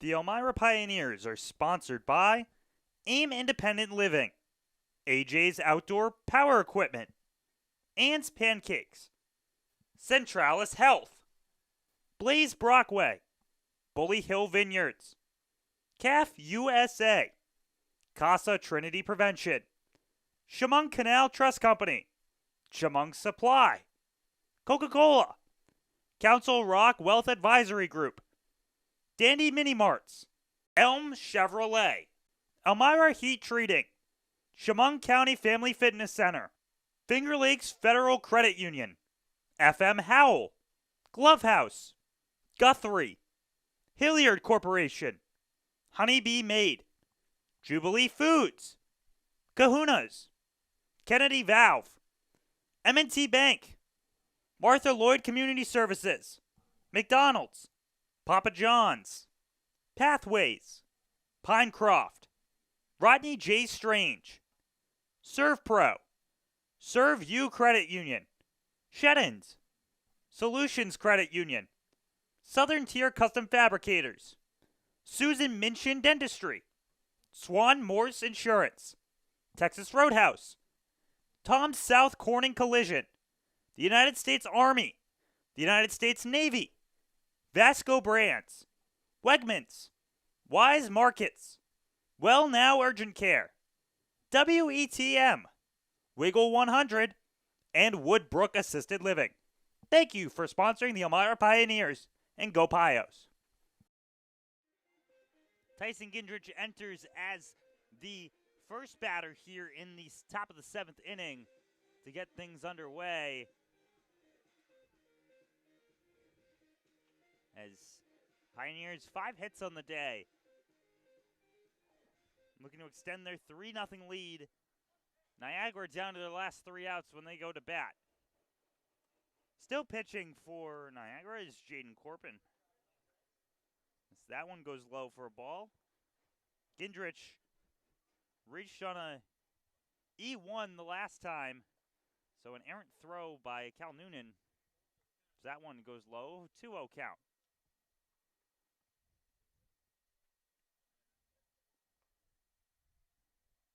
No pitcher currently warming up for the Pioneers. Makes a signal that Birch may be looking for a complete game, as that's for a strike, 2-1. And Gindrich is looking to get one of these balls rolling, as that one is hit high into the air. It's going towards center field, though, trying to use his glove as coverage, and he does get the catch. Locatelli, excuse me, for the first out. So Jack Aylward steps up here. Once again, the man out of Lowell, Massachusetts, Northern Essex Community College. His first game here, and he is still looking for his first time on base.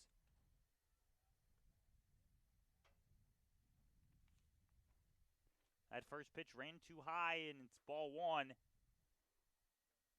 Second pitch, low, 1-1. Excuse me, 2-0.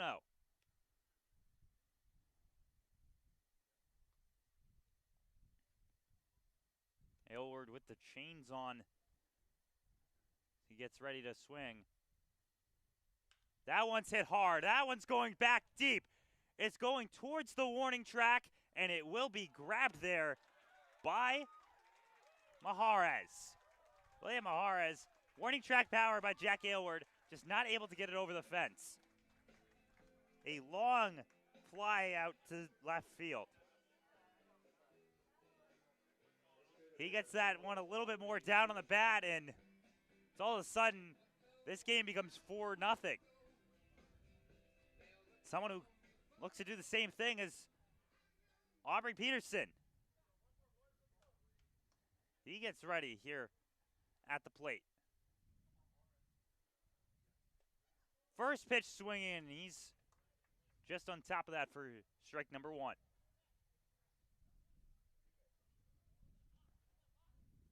Peterson gets his head reloaded.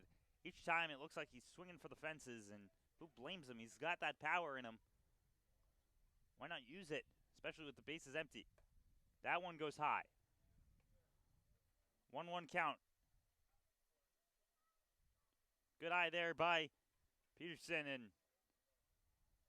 here comes the 1-1. They roll out a strike on the corner. 1-2 now. And this is where you can't allow the home plate umpire to decide your outcome. That one's high. Up above the letters of Elmira. 2-2 count. Pitch swung on and missed for strike number 3, and Peterson goes down on strikes, and that'll do it for the top half of the 7th. Bottom half incoming, and if Niagara can't score 3, the Pioneers take the victory, and Birch is coming back out.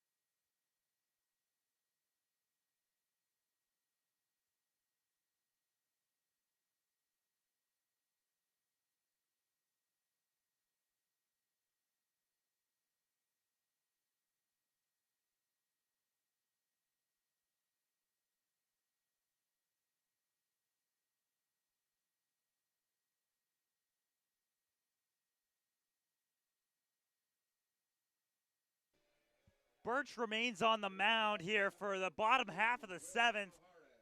3 outs separates an end game. But the Ironbacks only needed 3 to tie this one up. And that's what Birch is going to try and do. Maharez steps up to the plate and gets ready. Get this one going. The first pitch for Larson in the 7th. Swung on a miss for strike number 1.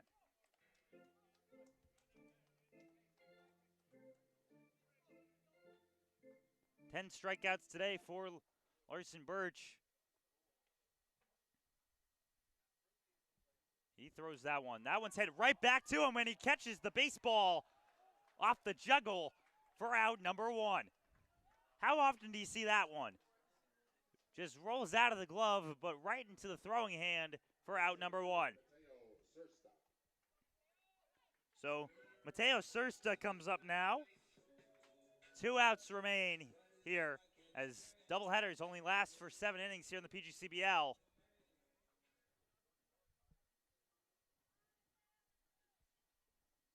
Birch gets ready to throw. He hits the corner.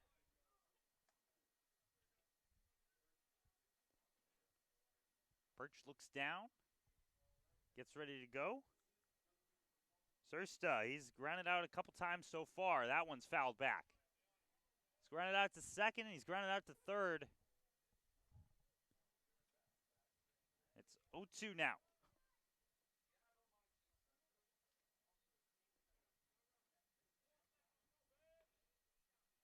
The look, the throw, high. Trying to hit top corner. Doesn't get it to go, though. 1-2 now. 1 out. Infield playing normal depth. Timeout is called by the batter, Mateo Sursta. Kieran Cutler is on deck. The pitch outside. Trying to get a little piece to go outward. Can't get it to go. It's 2-2. Once again, Pioneers leading 3-0. Ironbacks need to score 2 if they want to. Need to score 3 within 2 outs. 2-2. Fouled back. Staying alive here is Sursta. Trevor Reed grabs the foul ball, and they get set to go here. Dubek gives the sign. Birch sets up and delivers. For a strike 3, Sursta gets caught looking on the pitch. And down to their final out now is the Ironbacks as Kieran Cutler steps up. Draws in the dirt and gets ready to go.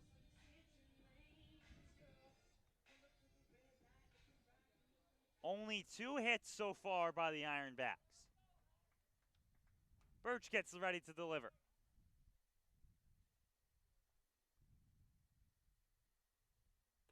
High for ball. The bullpen going right now, in case needed, is Jacob Jones. As that one's hit high into the air, going towards left center. Getting underneath that one is Ferranti. And Larson Birch pitches the shutout complete game here to split the doubleheader against the Niagara Ironbacks. The Pioneers return to 500 at 3-3. Ironbacks fall to 2-3. And Larson Birch gets the victory. Noonan gets the loss. Pioneers will be back in action on Tuesday when they take on the Newark Pilots out in Newark, New York. But they will be back at home at Dunn Field to take on Newark Wednesday. And if you want to get tickets to that one or learn more for free Hilliard T-shirt night, call 607-734-2690. And then on Thursday, it's a road game. They go to Geneva, face them off again. And on Friday, They're back home. A game against Auburn. That's going to be a big one. The Double Days undefeated entering into the day at 3-0. That one home once again. Call 607-734-2690 for ticket information. For Anthony Labonte here at George Taylor Field, the Pioneers split the series against the Niagara Ironbacks here through 7, and they get ready for more action throughout the week.